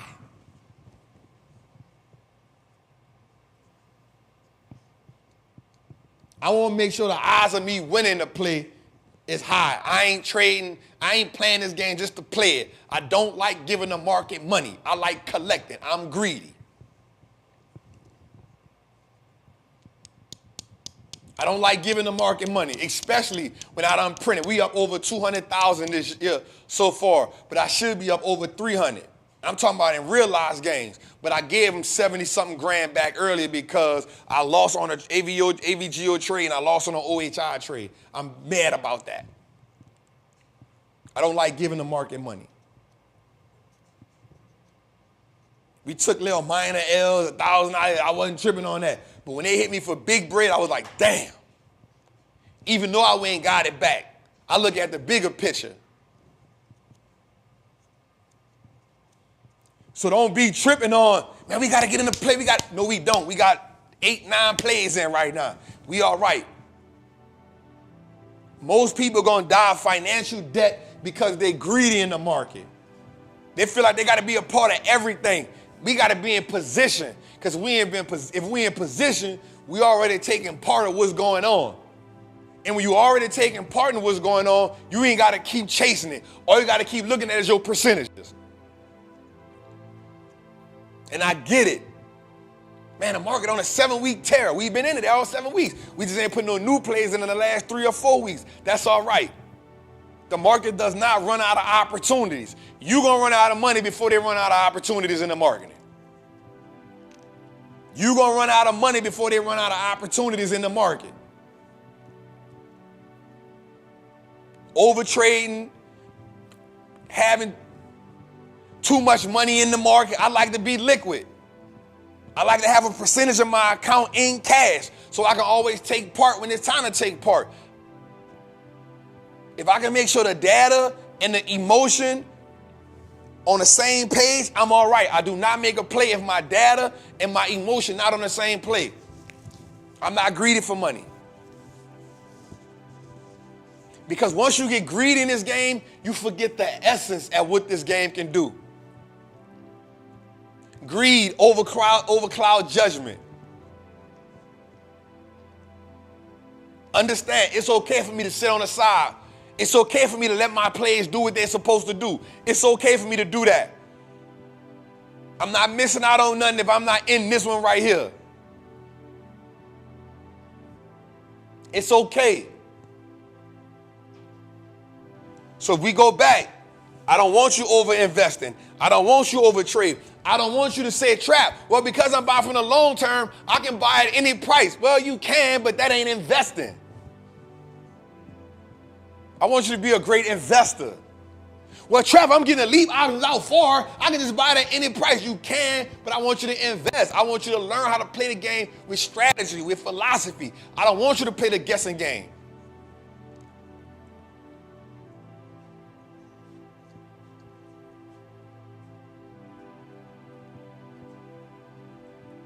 I don't want you to play the guessing game. And most people treat this game like it's a gambling. Most people treat this game like it's a slot machine instead of it's a game to build wealth. And if I'm being real with you, how many people you truly know go build wealth in a casino? How many people you truly know that go build wealth in a casino? But here's what I will tell you. Since the beginning of the market, you can trace back to Cornelius Vanderbilt, J.P. Morgan, the Rockefellers. You can trace back to the current day that people have built wealth using this stock market since day one of it open. And I ain't got nothing against my real estate people at all because I feel like you need all three. But I can promise you this. If we go look at the wealthiest people in the world, 70%, 60% of their wealth is in stocks. If you go look at the Walmarts, who got 7 generations on the Forbes, guess where their money at? Walmart stock. If you go look at Warren Buffett, where most of this money at? Berkshire stock. Elon Musk, where most of this money at? Tesla stock. Jeff Bezos, most of this wealth, Amazon stock. Most of the lady from L'Oreal, I just figured this out, me and B. I didn't even realize L'Oreal was one of the top 10 richest families in the world. Guess what? L'Oreal stock. Now, I'm not saying that real estate and all these other things are not essential because guess what? Tied to that stock is a business. So that's why the dude told me stocks, business, real estate. And that's what I've been sticking with. I'm watching Yellowstone. Guess one of the games that's being played in there all the time? The stock game. I'm like, damn, they playing stocks in this too. It is essential. If you truly want to build wealth in America, man, play this game.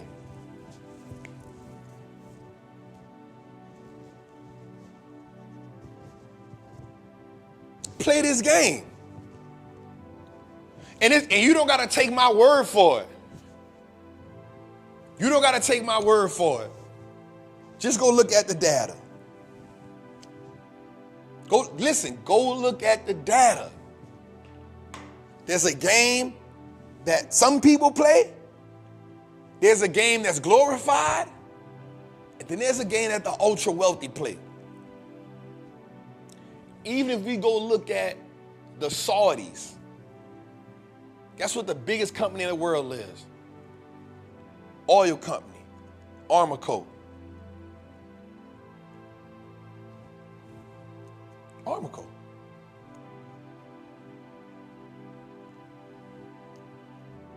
business, stocks, real estate. Stocks, business, real estate.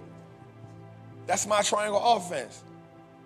And for me, and now, I'm not gonna lie, you add crypto to it too. I ain't got nothing against them. But for me, it's always gonna be the stock market first because it's one of the key ways to build wealth. And there's no reason why I gotta rewrite the playbook when I see all the people at the top playing the same game. Tim Cook, $21 million last year. How he made it? 200-something million, how he made it? They gave him $1 million in stock, and they gave him everything else. $1 million in cash, everything else in stocks. Jeff Bezos, he sold 100-something million worth of stock. What we doing? And so now when we go a little further, I want to tell you this. Man, if you got 10 stocks, don't be asking me to take profit. If you got 100 shares or something, don't ask me, should I be taking profit? No, you shouldn't. You know why? Because if you got 100 shares, your next goal should be 500. If you got 500, your next goal should be 1,000. If you got 1,000, your next goal should be 2,500. You want most stocks under your belt. It ain't about you just having 10 stocks and taking profit. Stop thinking like an amateur. Start thinking big. Start acting like you deserve to play this game. Start acting like this game gonna change your life. Start acting like this game gonna change your family. Start acting like this game is the game that built America. And it's gonna build you. Stop being afraid of the game. Play this game. Let the stock market help you build your real estate portfolio. Think about it. $60,000 on an option play we profited. I can take that profit and go do what? Get some real estate. Let this market print money for you. And once this market prints money for you, once this game prints money for you, you now have access to unlimited everything.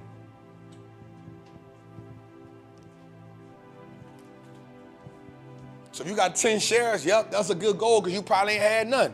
Salute. But don't ask me, Trap, should I take profit? I got 10 shares. No, you shouldn't.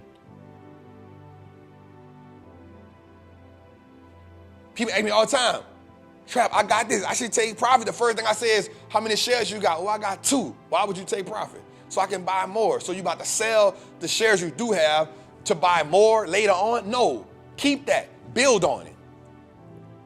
This ain't no casino. This ain't no slot machine. Get out of that mindset. Change that mentality.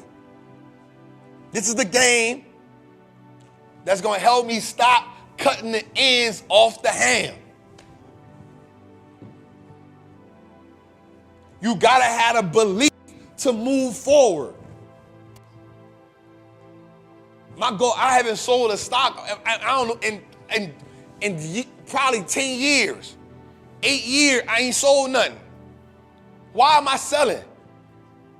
My goal. Right now, I'm at about 2,000 shares of some things. My goal, I need to have 5,000 of everything. I ain't tripping. You know why? Because every time I go look on Warren, he got 18 million shares, 9 million shares. Somebody just bought 100,000 shares of this. They bought 10,000 shares of that. What am I selling for? I ain't buying this to sell. I'm buying this to increase my net worth. I'm doing these leap option plays so I can take some profit from that and put it over to my other account so I can buy me and my daughter some more shares. I can't wait to see turn about 10 to 12 because she about to start learning the option game too. The power of your prosperity and the power and your profits is in you learning how to play this game. Let's end that white move moment, man. Good job, man. I like y'all tonight. I like it. I like where we at tonight. I like where we at tonight. I like where we at tonight. I like where we at tonight. Tonight, I wanna get a little. I ain't saying that, though. I definitely ain't saying that, dog. I definitely ain't saying that. Let's see, Grasshopper Word say I'm going for 100 shares. Let's go, man. I love it. I love it. Jose, in the chat, I want them to tell us what they going for right now, Jose.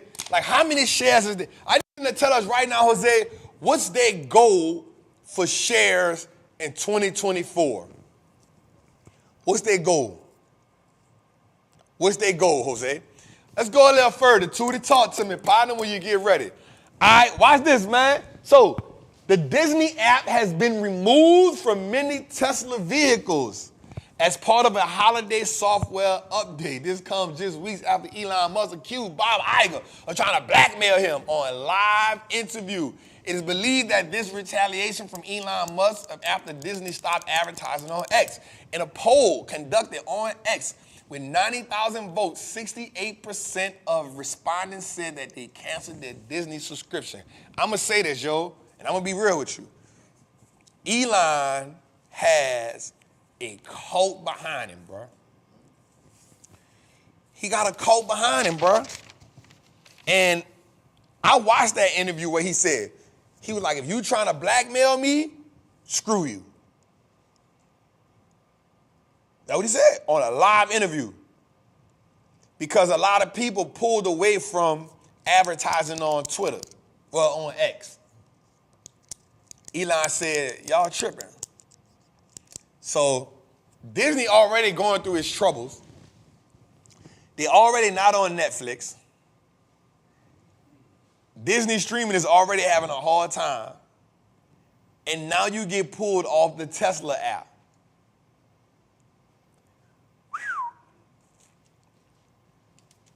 That's big. That's big. Because it's something like you riding a Tesla, you got your kids, they put the Disney on. Elon like, nope.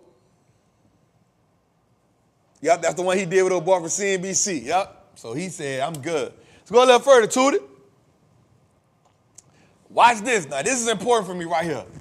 Companies with the most debt: Verizon, Amazon, AT&T, Ford, Apple, General Motors, T-Mobile, Microsoft, Comcast, and Charter. Now, here's the dope part about this. Watch this. If you go look at a company like Amazon, this is what debt-to-equity ratio is so important, right? If you go look at a company like Amazon, it's $1 trillion market cap company. The company has $166 billion in debt, but watch this. Their debt-to-equity ratio is like 0.77.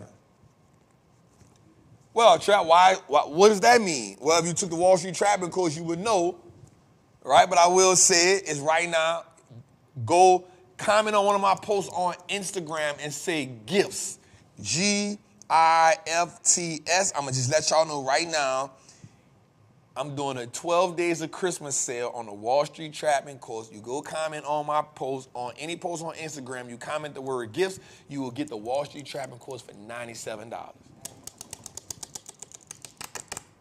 Jose, you said, that's my Christmas sale. So if you ask yourself, Trap, where do I start at? Why do I need to get? I need to learn. Get the Wallstreet Trappin course, and I'm about to add 3 more videos to it. I got to shoot them when we come back for Christmas. I'm adding 3 more videos to it. You get it for $97. Just go go comment the word gifts, GIFTS. Go to any one of my posts and comment GIFTS. The Wallstreet Trappin course is $97 for the Christmas, 12 days of Christmas sale. I haven't even said it on Instagram yet. I just put the plug and plays yet.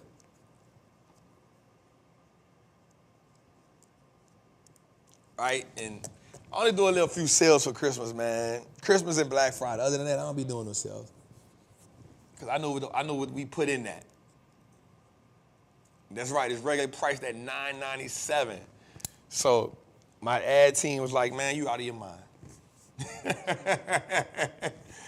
I was like, bro, because I feel like this is a perfect time. I feel like it's the perfect time for us to be playing this game. I feel like now is the best time than ever because think about this. From a perspective, Jose, everybody thought the market was going in recession this year. I was probably the only one standing on it like, why would we think that? I gave possibilities. I gave scenarios. If this happened, this happens. If this happened, this happens. But currently, this is where we are. And so what happens is, once we understand those things, we're like, all right, cool.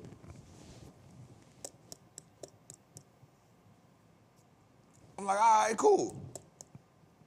But as long as you see companies up 200%, and this is why the retail investor, Jose, has more advantage than the Wall Street executive or the Wall Street. This is why it's important for y'all to really learn this game. You know how many people on Wall Street missed this rally?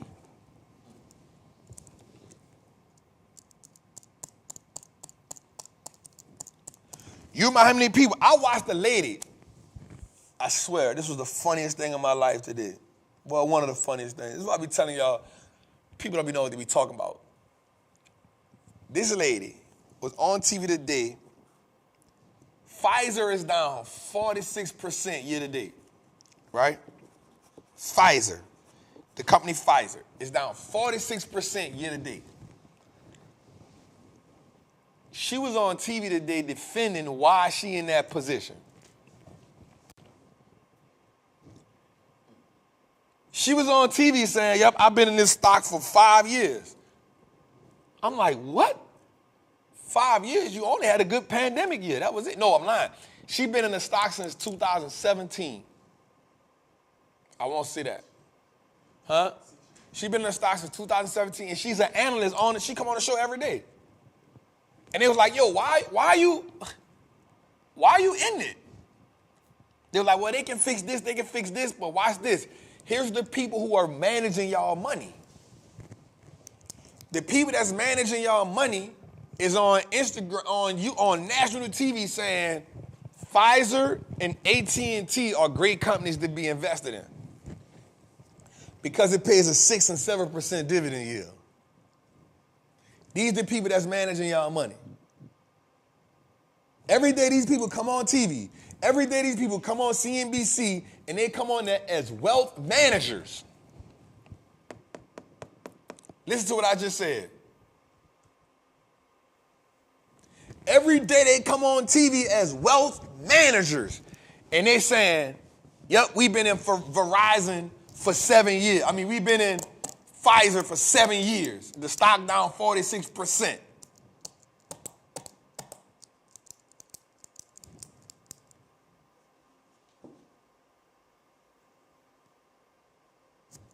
But these are the people that's on TV as professionals. I'm sitting there looking at that like, wait, what? And then, Josh said, well, let's just pull up the chart. And she was like, we don't got to do that. And they did it anyway. Compared to the S&P 500, it has fumbled horribly outside of the pandemic. And then the crazy part about it is Pfizer, the drugs that it did have in the weight loss industry, they dropped it. They said, we're not doing it. So now you're not even competing with the big dogs. But somebody like me told y'all Eli Lilly 2019. I'm like, yo, Eli Lilly. I'm like, Eli Lilly. But now when it's running, I'm already 500 shares in. Once it started going crazy, I'm like, we go to 1,000. So it's easy to jump on someone once it's running, but what happens when the people on TV, the people that's the professionals telling you that Pfizer is a stock that they've been rocking with for 7 years? When they tell you they like AT&T because of the dividend. What? Anyway, you got an upper hand on Wall Street because the one thing is there's no pressure on you outside of the fact that you got the ability to look at this market, read this market, get the data you get from Trappin Tuesdays and actually win at this game. The dope part, so Trap, why do you watch CNBC so much if you don't trust them? I like hearing it different because here's the thing. Everybody has a different perspective. And I like to hear other people's perspective so I can get outside of my own perspective. The problem is when we get an idea, we solely base it with that, and you don't have nothing to judge it up against. I like to listen to other people's perspective because they're going to give me some information that I didn't know about because they're going to say something to validate their opinion. I'm going to take what they said to validate their opinion with my perspective, and I'm going to see which one is right. There's a lot of data that go into making this. I play this game for real. I play this game like my life depends on it because it does. This ain't a secondary option for me. I play this game like my life depended on it because my life do depend on it. My little girl life depend on it. My grandchildren's life depend on it. My family life depend on it. We going on a Christmas trip, their life depend on it. This one game gonna change the dynamic of my whole family, and I'm gonna treat it that way.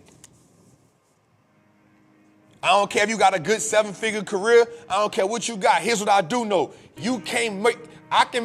Anybody can make a whole career salary in this game while working your career. Why wouldn't you take this that serious? Why wouldn't you take this that serious? You make $100,000 in a year, guess what? You can make $100,000 in the market. So what happens if you make $100,000 in the market and $100,000 on your career? I ain't telling you quit your job. You might love your career. What happens when you make your career money in the market? It makes you look at life a little bit different. So I'm going to treat this game like my life depends on it because it does. It does.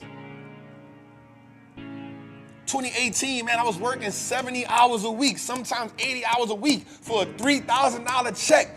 Yo, I had one day this week where the market printed $77,000 for me.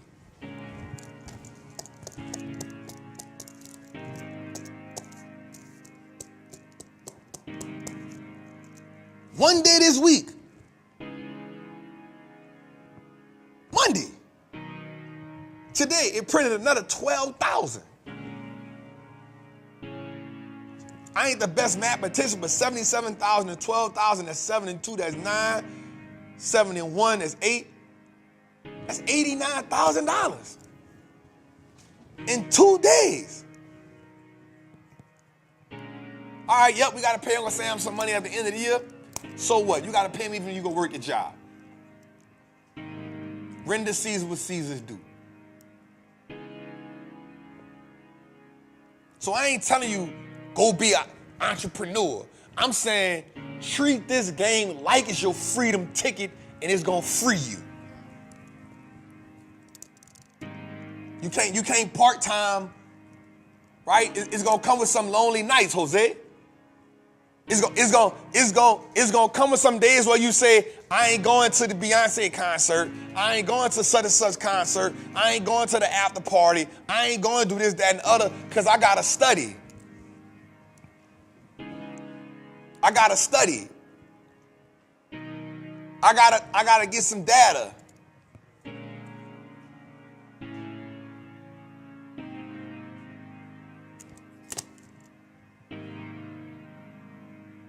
I gotta study a little bit more.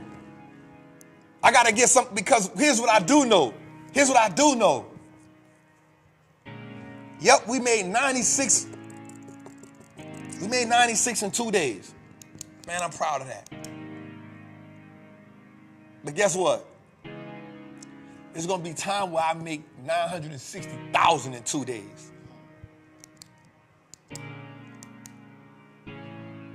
There's gonna be a time where I make 960,000 in 2 days. There's gonna be a time when I trade $1 million a trade. There's a time when that's gonna be. Ain't nobody gonna change that for me. Some people can say you stunt. I know what I believe. You know why? Because I'm going to treat this game like it can change my life, because the game has changed my life and the game will change my life. And I don't care who don't believe in me. As long as I get up every day and I see them people making millions and billions of dollars, there's no reason I can't play the same game they play. I just got to scale my way up there. And that means I'm going to not partake in some things for a minute so I can do this.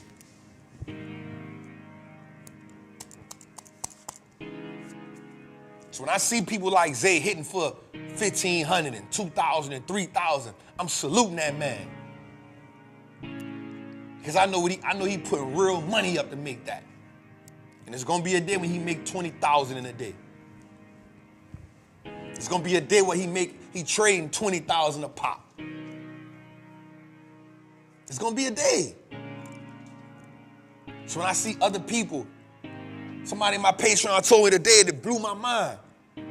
I had 2 comments, made me almost cry. The dude said, Trap, I'm up on an AVGO play. I'm up on an Amazon play. He said, I'm up 100%. I'm up 90%. I'm up 70% on something. He said, Trap, it ain't just about me though. He said, Trap, that's the new opportunities now I see for my family. I said, I get it. Because I remember when I was working on that Falcon Stadium. Remember when I was building them power plants and I was doing $100 in the trade here. $500 in the trade there, 2018.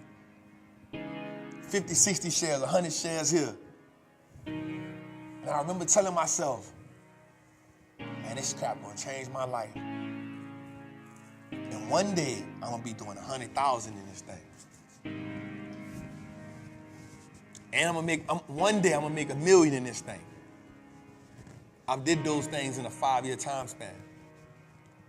And a new goal now is, I need to be trading $1 million a pop.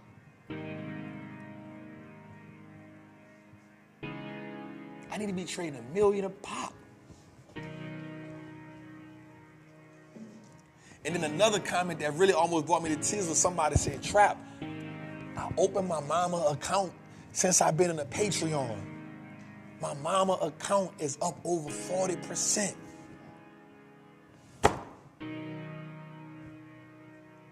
I'm gonna make money.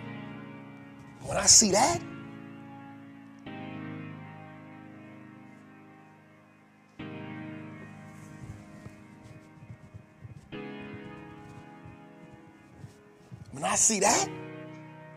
when somebody say, Trap, I took what I learned from you and opened my mama account and used the Patreon plays to open my mama account, and I'm investing and trading in my mama account?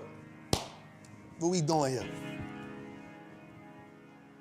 What we doing here? This game is a game changer. This ain't about me buying back the block. This ain't about me owning 89 million pieces of real estate. Nope.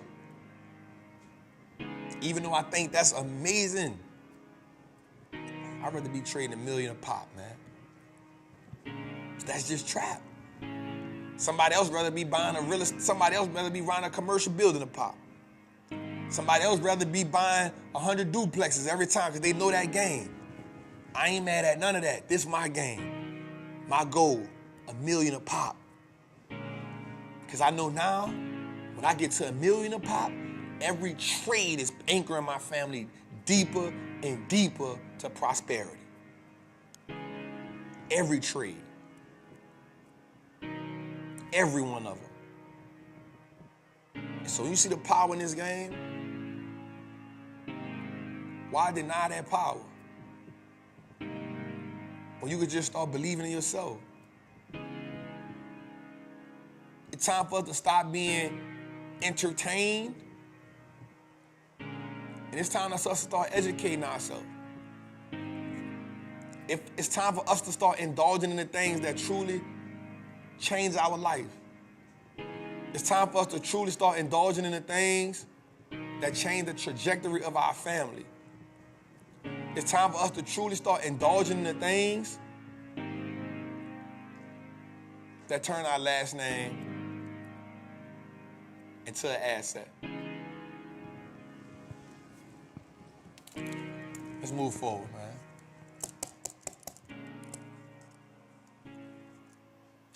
All right, so check this, man. So today, I had got some data earlier, but then I knew something just came out like right before the show about the Colorado Supreme Court taking Trump off the ballot. because it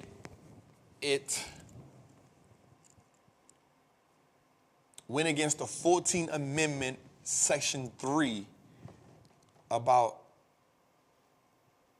inciting a riot. Now, here's the numbers right now. In October, Trump was up 46% to Biden's 42%. Now it's Trump 48% to Biden's 42%. But I ain't gonna lie to you. I just said something on a post today. I'm gonna start them white folks' business.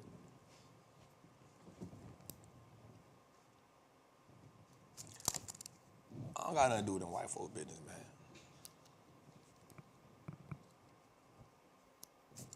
It is what it is. You know why? I'm gonna tell you why. This ain't got nothing to do with us. And I learned this from Billions, and I learned this from Yellowstone. I learned this from Billions and Yellowstone.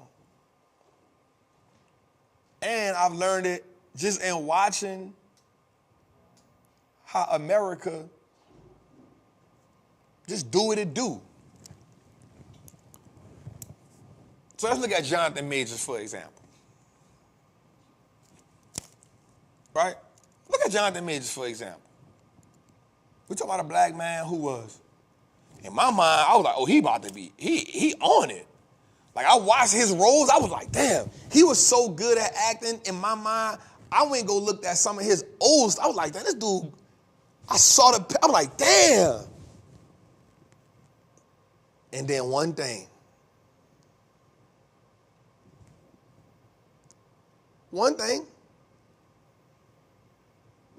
Now, it's over for him. He out the loop.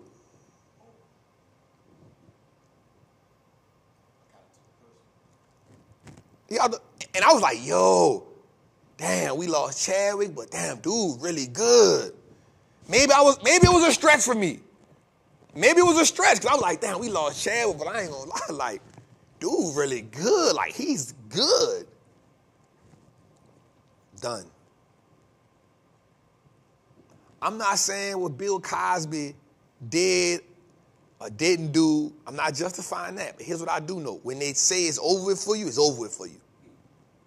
When somebody pick up the phone and say it's over with for you, it's over with for you. That's what I know. I'm not saying Bill right or wrong. If you do something wrong to a woman, you get what you deserve. But what I'm saying is, once they pick up the phone on you, it comes in a way that you ain't never thought it was going to. One day you trying to buy CNBC, the next day, NBC. One day you trying to buy NBC, the next day you fighting for your life. And here's what I do know. I don't know who Donald pissed off. I don't know which one of his white friends he pissed off. I don't know what he said that them people, I don't know. Because here's what I do know. Here's a man that has no political background at all. He ain't do none of the, so when a person comes, there's a thing back in the day where you had to do like the chitlin circuit, right? For black people. You had to do like the chitlin circuit, right? For politicians, you got to go through the, I don't want to say chitlin circuit of politicians because I don't want to make it look bad on us, but you got to go through the BS, the politicians. You got to go through being a governor and a senator and you got to shake hands, kiss babies. What's it called, Shauna? You got to pay your dues. Exactly. You got to pay your dues. You got to go be a butler or something. I don't know. You got to pay your dues. Right? You can be a billionaire, but you got to pay your dues. You got to go be a governor and a senator and a what? A mayor maybe. You know, you got to go through the thing. You got to give speeches. Donald just woke up one day and said, bro, I want to be the president. And for some reason, he had enough favors that he'd done. Because at one point, what people forget to realize was This dude was a rock star. Don't forget it. Some of your favorite rappers was in his video, had him in their videos and stuff like that. So he woke up one day and said, I won't be a president. And then America said, well, he applied pressure. Me knowing Donald, me knowing him, I know that, not knowing him, but me just understanding who he is, he applied pressure. And so he told everybody, he reminded all the people what he did for them. I know he did.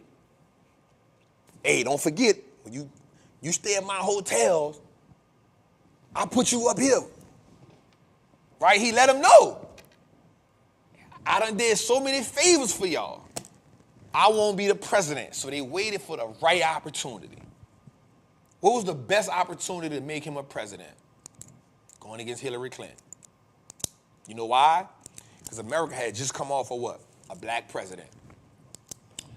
You just had a black president for 8 years in a row. Now, this don't got nothing to do with race. This don't got nothing to do about feminist nature or nothing like that. All I'm saying is you got to understand that America is a business. And America has to always look a certain way to the rest of the world because America's a powerhouse. All right, so we just came off of back-to-back black presidents. What's the best time for him to be the president? Go up against a woman.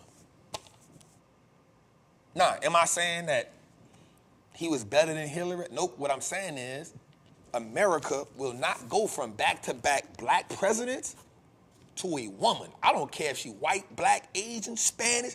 America is not as male chauvinistic as America is. Is that the right word right there, LaShawna? As male chauvinistic as America is,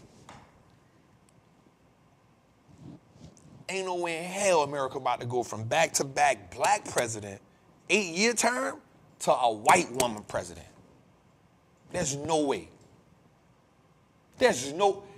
Hillary paid her dues. She done messed over people. She done locked people up. She done rendered her relationship with Bill. She done played every part of the game you can play as a politician. If it was I played the game how the game was supposed to be played, was a poster child, is Hillary Clinton. The problem was she was at the wrong time. She came after a black man. That's as much progress as, you know how much progress that showed for America? You let a black man run this thing for 8 years in a row. You know how much progress that showed for America. You know how many men died the minute he became president. You know how many blood pressure pills was taken when he got reelected? Do you know? Do you understand this? So for them to say, all right, we about to put Hillary like, yo, this is my chance. Right here, I'm going. There's no way I cannot. This is Trump. There's no way he should beat me. Donald said, the people said, nope.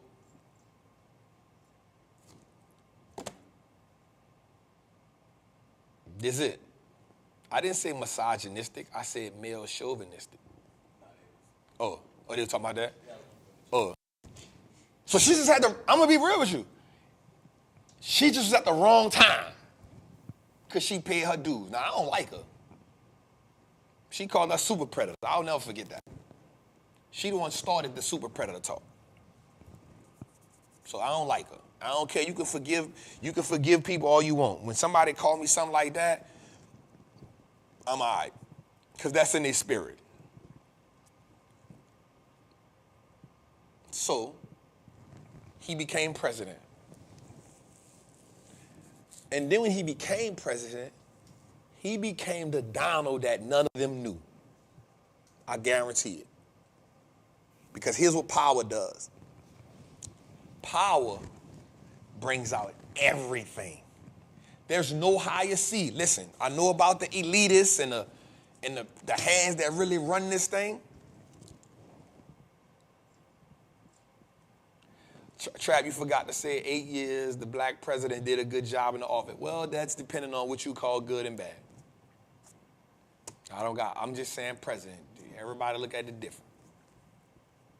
In my mind, there's no way in the world Gaddafi should have been killed. So you say what you want to say about that. What I will say is this. When you get power, you become something else. And I don't know what he did. I don't know who he offended.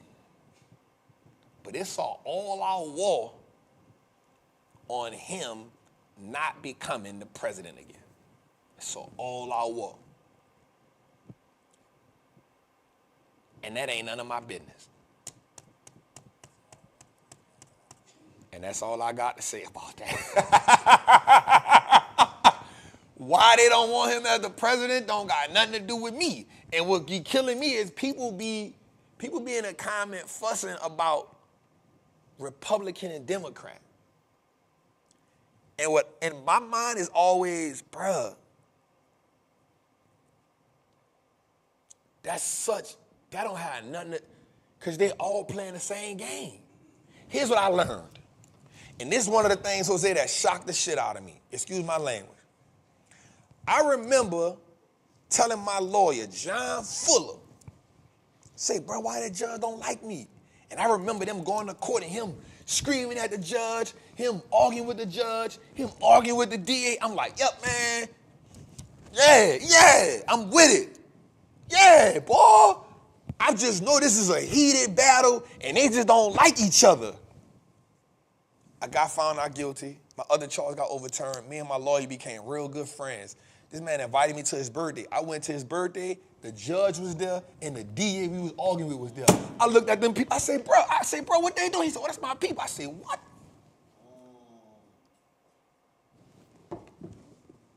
I said, what?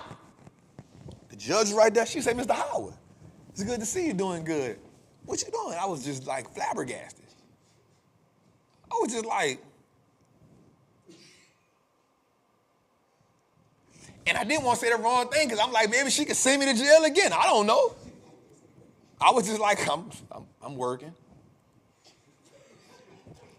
I'm working. I'm working. I'm working. And then I saw the DA and it was like, I was just like, yep, can't forget. She told me I was urban trained. I was like, you want me to shake your hand? And you was trying to send me. And I realized that that's the way of the world. It's a big old show. And me and you as the people, we get so caught up in Republican, Democrat, right wing, left wing. Right. At the end of the day, bro, they all just be cool with each other at some level. They all be cool with each other at some level, and here we is in the comments, you telling me, Trap, you a clown, you a Republican, Trap, you a clown, you a Democrat. The people, I said, Jose, the people still arguing in that post 4 days later. They still arguing about Republican, Democrat the same while Joe Biden and Donald Trump probably be on the phone chilling. Man, what's up, bro? Man, you know I'm gonna kick your ass, huh? You ain't gonna kick my ass. Them people just got your ass out of Colorado. All right, we gonna see what's up next year. Let us see what's up there. Hey, by the way, tell Santos he better chill out and people trying to send him. The whole while them people they know each other. They ain't just met each other. Them people been knowing each other since the 80s, man. That's why they be knowing so much dirt about each other. Them people be knowing each other. They be talking to each other. Man, that dude probably done put some money in Donald Trump kid. Donald Trump probably done did something with him. Them people know each other. And yeah, we be fussing about Republican, Democrat. And them people just playing the same game. The game gonna keep on being repeated while we at the low level, yeah, that's my guy. Trump don't care about me. Joe Biden don't either, because he was with the super predator talk too. What we doing? What we doing? Them people gonna call each other all kind of names at the presidential debate. And when the debate goes, they be like, damn, you got me on now, but I'm gonna have to revise when we go back to, let's go have lunch together. Matter of fact, how the wife and kids are? Oh, man, they all right.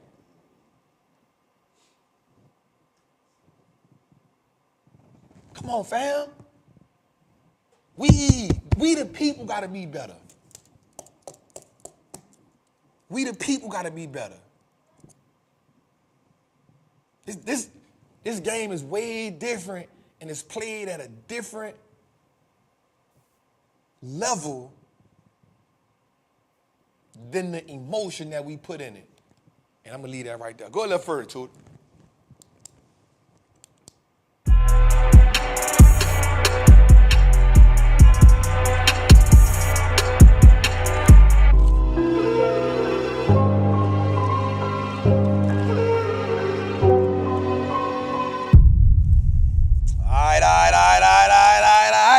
Let's get into it, man. Flush it or flip it. Flush it or flip it. Flip it or flush it. We got it wrote 2 different ways on the ground. And it's my fault because I say it every way. They trying to keep up with me, so it's definitely my fault, man. Yeah. All right. Hey, Jose, that's a good show this week. It's a good show this week, man.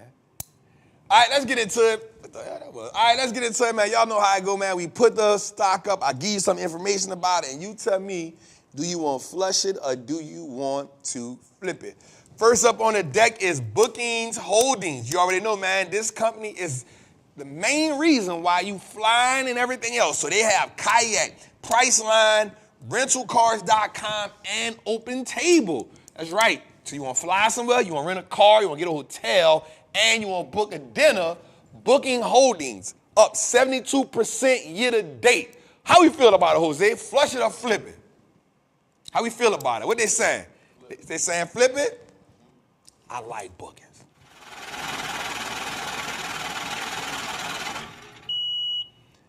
Next up is AVY. So this company is cool. Is the one of the manufacturers that labels and printing packaging material. Is good for manufacturing and selling those, you know those bubble wraps? You know the bubble wraps, Jose? The bubble wraps, the thing, they got the little pop, pop, pop, pop, pop, pop, pop, pop, pop. They actually do that too. And they have sensitive labeling. So they have some of the labels that's sensitive to put on stuff. They are up 10% year to date. How we feel about that, Jose? Flush it or flip it?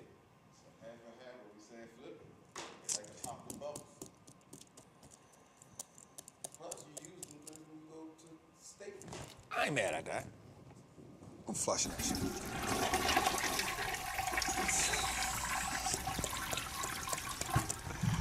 All right, next one is IDEXX. Now watch this.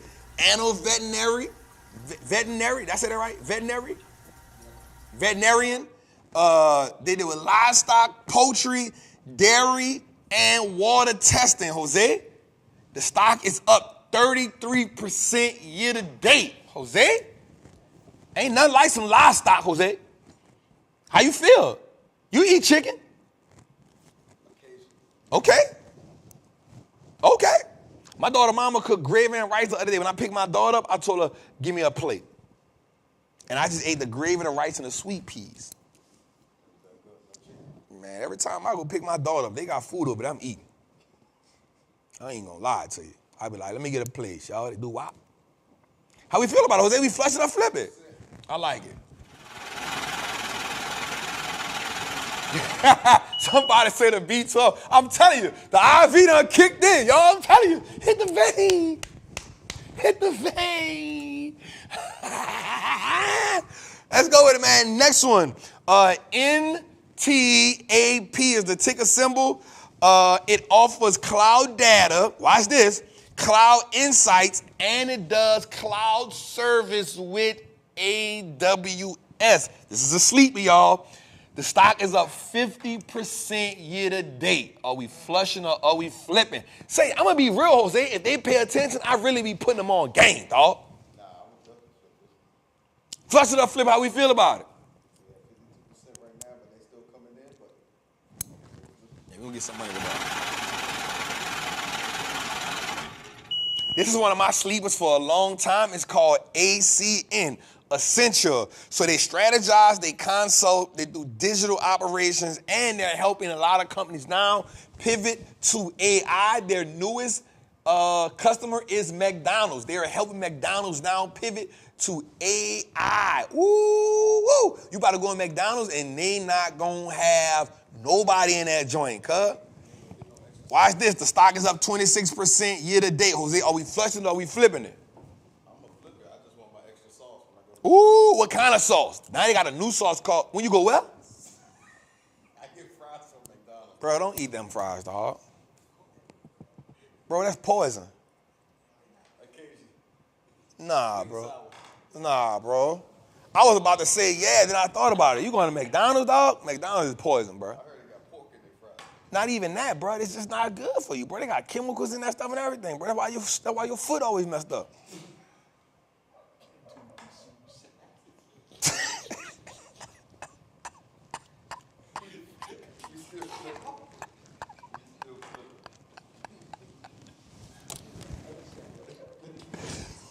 Hey, I love Jose, man. Me and my dog be going crazy. I truly believe that people watch this show, not just because of me, bro, because they love our dialogue. If you like me and Jose dialogue, y'all say, yes, Jose eats McDonald's fries, yo. Get him out of here. That's why your foot, bro.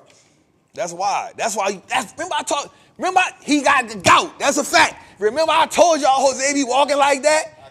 And he be walking, and I be saying, Jose, why you walk like that? He talk about, I don't want to mess up the creases in my shoes. It's because the McDonald's fries, dog. It's because of the McDonald's. It's the McDonald's fries. It is the McDonald's fries, Jose. But my dog cleared it up. You know why he cleared it up? Because he listened to me, and he juiced for 2 weeks, and the gout got cleared up. Clear the gout. All right, so the next one is Visa. Y'all already know, man, it's the biggest, card carrier in the world. They deal with payment processing. 70% of all cards used in America are Visa. We talk about from the hood cards to the high price cards, man, right? Visa is up 24% year to date. Are we flushing or are we flipping? I ain't mad at Visa.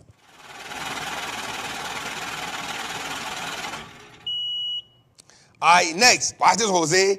AMP. It's a financial planning, asset management business. They deal with institutions. They also give advice on wealth and asset management for banking, residential, and corporations, Jose. The stock is up 21% year to date, Jose. Are we flushing or are we flipping? I feel like I want to flip, but now I think we're going to flush that. What the people say? So I got to break the tie? The people know. The people know, Jose.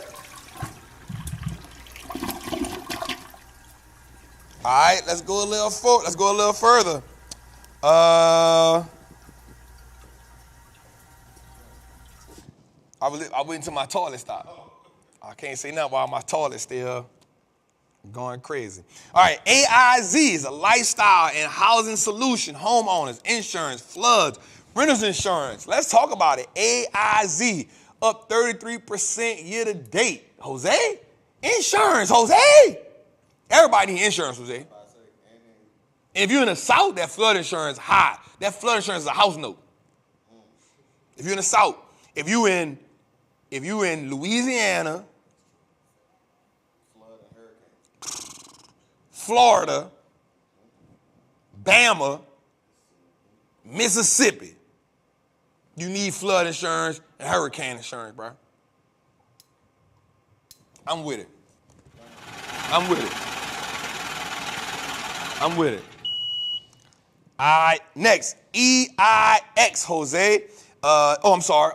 Pool Corp. That's right. So Pool is, think about it, Jose. They deal with the appliances in your kitchen. Dishwasher, microwave. How you feel about them? Give me some more. No, I'm thinking about dishwashers, microwaves, the stuff in your kitchen. Oh, that's Whirlpool? Yeah. That's what it should have been. I put the wrong one up there for Steve. That's on my bad. That was my bad. Why?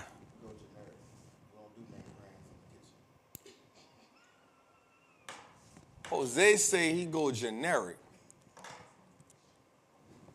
I'm with you, Jose.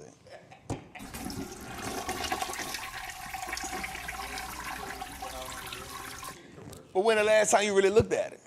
Nah, I look at it. I do. What you be seeing? I see Frigidaire. Frigidator? Kenmore. I'm just talking about appliances. Kenmore? Yes. Yes. What is Kenmore? Man, they must use that in Maryland. Maryland. Maryland. You said it right? I said Maryland. I did not say what you said. Merlin? We not even gonna do that, dog. Not tonight. Not tonight. All right, so number 10, we talking about EIX, right? They deal with new renewable energy, electric power distribution, right? The stock is up 9.3% year to date. How we feel about it, Jose? We talking about renewable energy. We talking about a little solar energy. Come on, how we feel, Jose?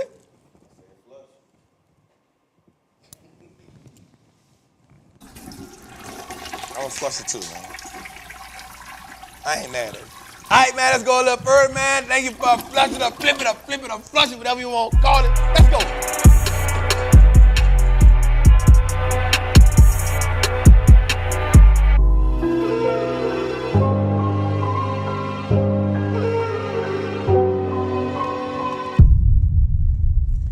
All right, let's get to it.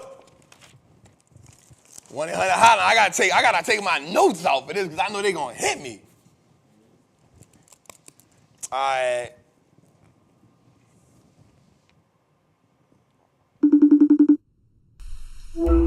I say, whoa, what's up, Trap, baby?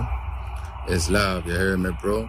I say, man, I just wanted to holler at you, brother, and piggyback off a question that you had wound up answering last week. I had a question, if I could, get a piece of your recipe for a second when you be traveling and you want to go and you don't really have access to a TV like that because you're in the midst of moving. What type of, which networks, or do you have some key networks that, it's a must that you remain tapped in with daily? You know what I mean? Is it the CNBC app, the Wall Street Journal, or the Bloomberg app, or the heat map? And at the same time, bro, while I got you, I wanted to give a shout out to the whole situation y'all got with Trapper Anonymous and your Lieutenant Casey, bro. You know what I'm saying? For spitting out and suggesting the books that dude be recommending. I wanted to give a shout out to the team for that and the books that dude be referring, you heard me? But like I said, back to my original question, holler at me on that one, bro. Thank you. Hey, bro, I love my hometown, bro. I love my hometown. You know why? Because we'll start a whole conversation before we say, yo, I said, you heard me? I love your family. I need to holler at you right quick. I want to get at you about something. I need you to break it down for me. And that's all before we ask the question. But Craig, because people hear that and be like, what are you talking about? But I love it because I'm the same way. So, man, shout out to you, family. Man, I appreciate you, brother. Real talk for just for being in the group, brother. So I appreciate that. Second, before I even get to the question, Lieutenant Casey, bro, I always tell you, my guy, I told y'all that my Trappers Anonymous team hold me down, especially the 2 days where I be having to recover. And I also want to shout out people that's not lieutenants. Chelsea, my girl Natalie, I definitely want to shout them out because, Hashim, I want to shout those people out because they definitely hold me down. They answer questions all the time, even when I'm not in a group. Dowles, my daughter, Anor, you know what I'm saying? Tony, I want to shout out my people, man, because they definitely hold me down when I'm not in a group, man. So, and that means a lot to me because sometimes I just be doing a lot and it ain't that I'm not trying to get at y'all, but I be needing to take a break sometimes, you know what I'm saying? And so I definitely want to shout my people out, man. Yep, bro. So here's what I do, brother. So I watch CNBC on my YouTube TV. So I'm always have access to it. Definitely the Wall Street Journal is something I look at every day, at least once a day. The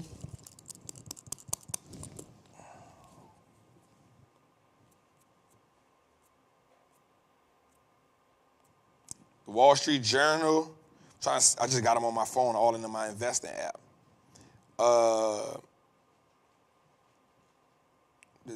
Yahoo Finance and Market Watch are important for me. Yahoo Finance and Market Watch are, so CNBC for sure, Wall Street Journal. You can catch Wall Street Journal because they always got a deal going on. They always got some type of deal going on. So Wall Street Journal, Barron's is kind of expensive. I ain't gonna lie. Barron's is expensive. You can kind of do without Barron's. But if you go Wall Street Journal, Market Watch, you could probably, you know what I'm saying, that'll probably get you where you need to go. Yahoo Finance, they'll probably get you where you got to go at. I don't suggest Barron's unless you just love it like I love it. But Wall Street Journal and between Wall Street Journal, CNBC, and Market Watch, you pretty much, and Yahoo Finance, you pretty much take care of what you got to take off. You probably take care of what you take off. Barron's is expensive. You don't really need that. I ain't gonna lie. I get it because I'm a stock junkie, but you don't need it. But yep, anything else I can help you with, bro? I appreciate you, man. Let's go, man. What's good, Trap? Appreciate you for taking the question. Shout out the whole team. Appreciate all the teaching. Appreciate all the news, all the breaking down you do. It ain't going unnoticed and it ain't going to waste. Believe that.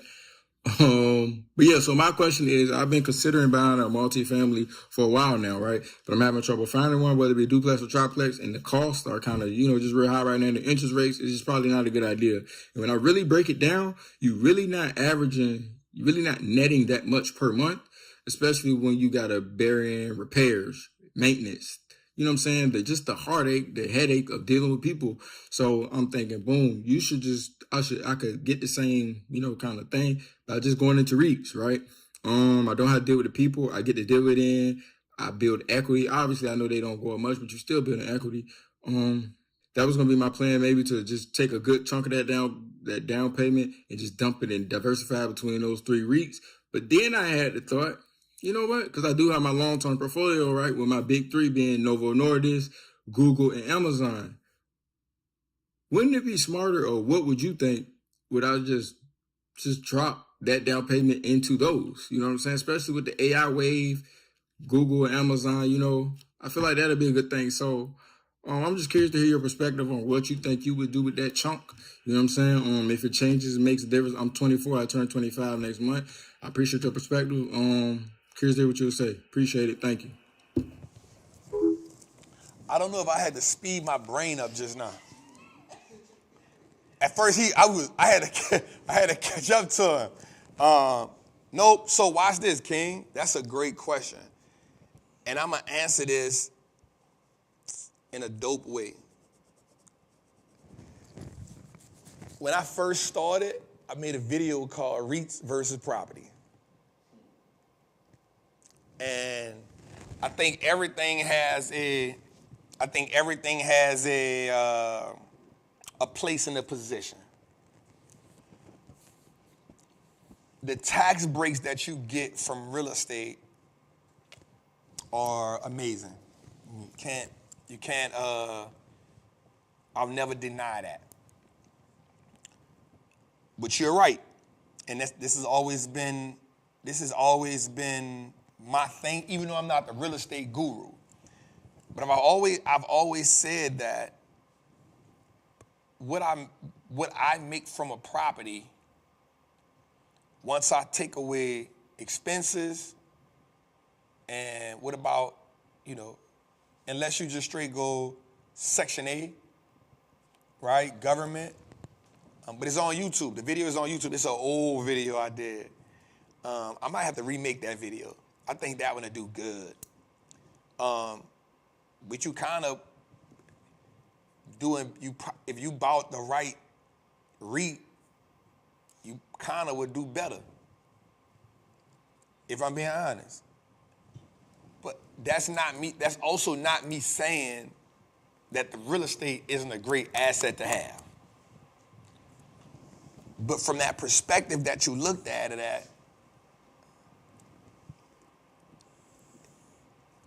the REIT does have its privileges. Both of them have its ups and downs. Second to that, when you said, wouldn't I do better now that you think about it to put the money in your top three, I think it depends on what's your outlet. You 100% gonna make a lot of money with Amazon, Novo Nordisk, and Google. But I think before you do anything, you always weigh the pros and cons. With the real estate, it's gonna matter what you paying for it. It's gonna matter what the taxes is on it. It's gonna matter, a few other things. I think you have to shout out to my girl, Tara, because she'll probably, the female real estate guru.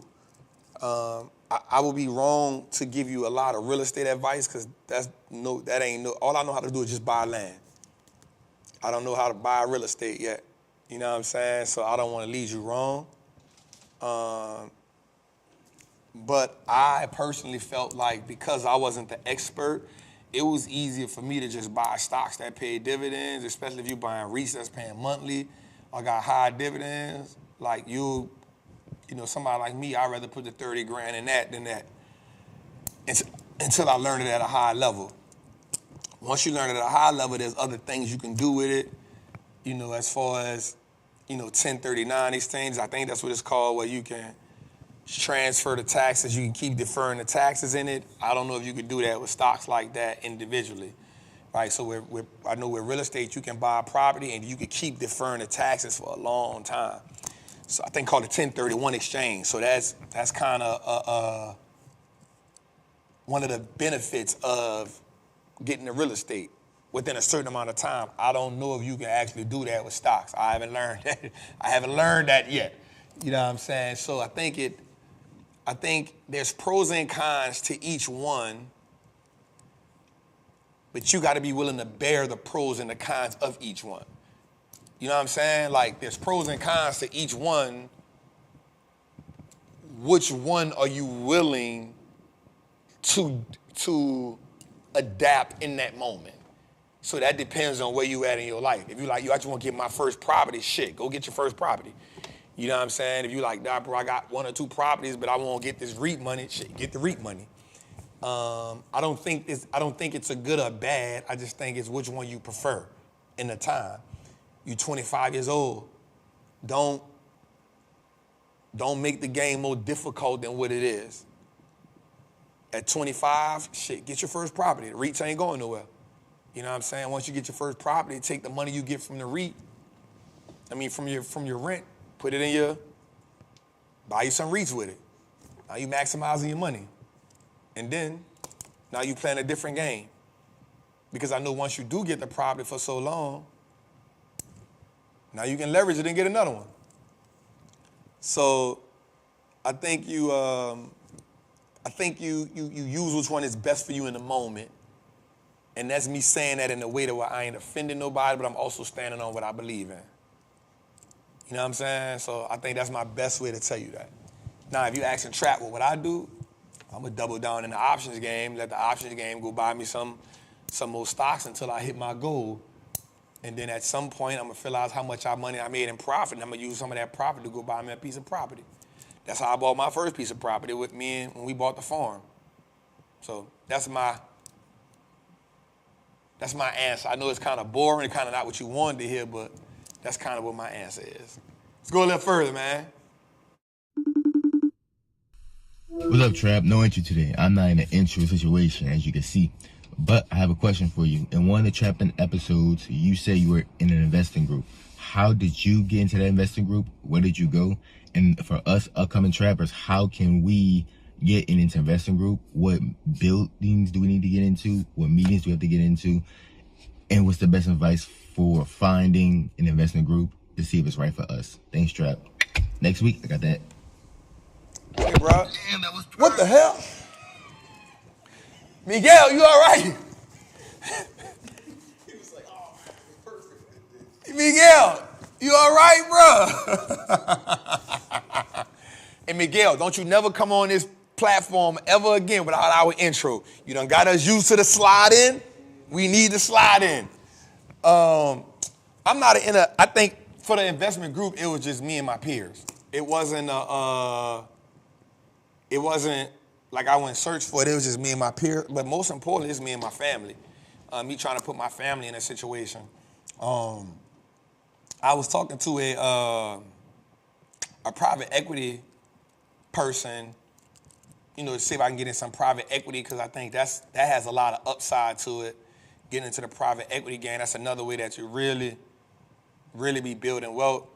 But I'm not in an actual investment group. I, rock with my homies, people I'm cool with who I know that they willing to play the long game, and then, trying to put my family together in it. I don't think that I wouldn't be a part of an investment group unless there were strict laws involved that I could understand. Because I need to be a part of a group of people that understand money the way that I understand money. I need to be a part of a group of people that see money the way I see money. Because when you're in a group and everybody see money different, their money affects your money. You know what I'm saying? You bought this because y'all in this big position. And if they said, so what's the laws involved? I don't think laws is the right word. Maybe what's the policies involved in the investment group? That's important to me. So I wouldn't be so fast to get in the investment group unless you understood what's the goals of the group and what's the identity of the group. I think that's more important. And most importantly, the person who's running the group, what's their fee for running the group? Because I know damn well if I put a group together, I'm charging a fee. You know what I'm saying? I might have to get LaShawna in about 5 years, see what that Trappin fund look like. See what that look like. You know what I'm saying? Because if I can give you 15, 20% on your money a year, shit, I belong. You feel me? You are poor, you are blessed, you are highly favored. So that's it, man. We got more, Jose? All right, man. So that's my answer to that, man. That's how I feel about that, man. So, man, tonight was an amazing show, man. I thank everybody that came in. I thank y'all for that. Moving forward is the goal for this year. I want us to end the year on a mindset of what is necessary for me to move forward. I was talking to my therapist the other day, and he told me something that was amazing. He said, Trap, you got to start learning how to set boundaries in your life, personal and business. And so I asked you, what are the financial boundaries that you're going to put in place moving forward? Financial boundaries. What are some people who you know that emotionally play on you for money? What are some habits that you have that you need to get rid of? A lot of us don't have no boundaries. Financially, personally, professionally. And when you don't have no boundaries, it's hard for you to see progress. Because you don't know where to cut people off at. You don't know where to tell people no at. You don't know where to separate yourself from. You don't know how to say no, I'm full. It's like, what are your financial boundaries? And tonight, after you listen to this show, I want you, if you don't get nothing else out of this, I want you to sit down and ask yourself, what are my financial boundaries? And if I have none, I need to put some in place. Because what I do know is this, every person that has sustained wealth for a long time has put boundaries in place. I'm not saying you can't give to your people. I'm not saying that you can't help your people. I'm not saying none of that. What I'm saying is, in order to have the belief to move forward, the belief starts with you setting boundaries. Set some boundaries. Set some parameters around how you find peace in this world. Don't get so caught up into what's going on in the media. Don't get so caught up into what you see going on around you. Focus more on you and how do you move forward. What are your boundaries? You deserve them. Your future deserves them. Learn from the past. Be present in the current and have boundaries for your future. Because the future is so important. And I think oftentimes in the world, we don't think about the future because we're so caught up in the now. We can't change the past and the future hasn't got here yet. But there's so much potential in what's ahead only if we can appreciate the now and we can understand where we went wrong at in the now. We can understand what we did right in the now so that the future doesn't repeat the past. I want you to ask yourself this question. How many times have you repeated the past? How many times have you repeated the past? How many times have you made the same mistake? How many times have you told yourself, I'm not going to do said thing, and then yet you did said thing again? And so it's not a mistake, it's a choice. And the choice that you keep making is because you don't have boundaries. The belief to move forward is predicated by the boundaries you set to keep the past from hunting you down. Say it again. The belief to move forward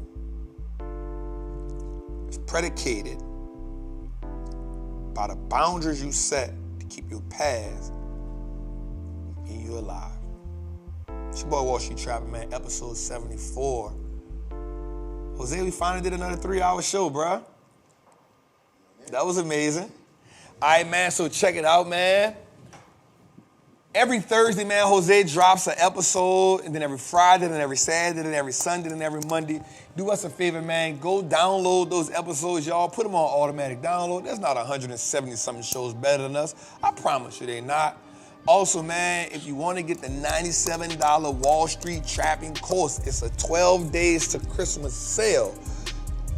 Do yourself a favor, go comment the word GIFTS, GIFTS, on any post and get that deal. Take advantage of it, because I promise, after that, it's going back to regular pricing. You don't got to believe me. I only give a sale once or twice a year. One around Black Friday, one around Christmas, and one around my birthday, and they never are the same. Take advantage of it. Christmas Day, our show will be at 3 o'clock. 3 o'clock. So we know that you're going to be with your family and friends. So we will not have episode 75 Tuesday. Episode 75 will come on Christmas Day at 3 o'clock Eastern time. Meet me on the channel. Meet me in the team there. We love y'all. We appreciate y'all. We'll see y'all on Christmas. Salute.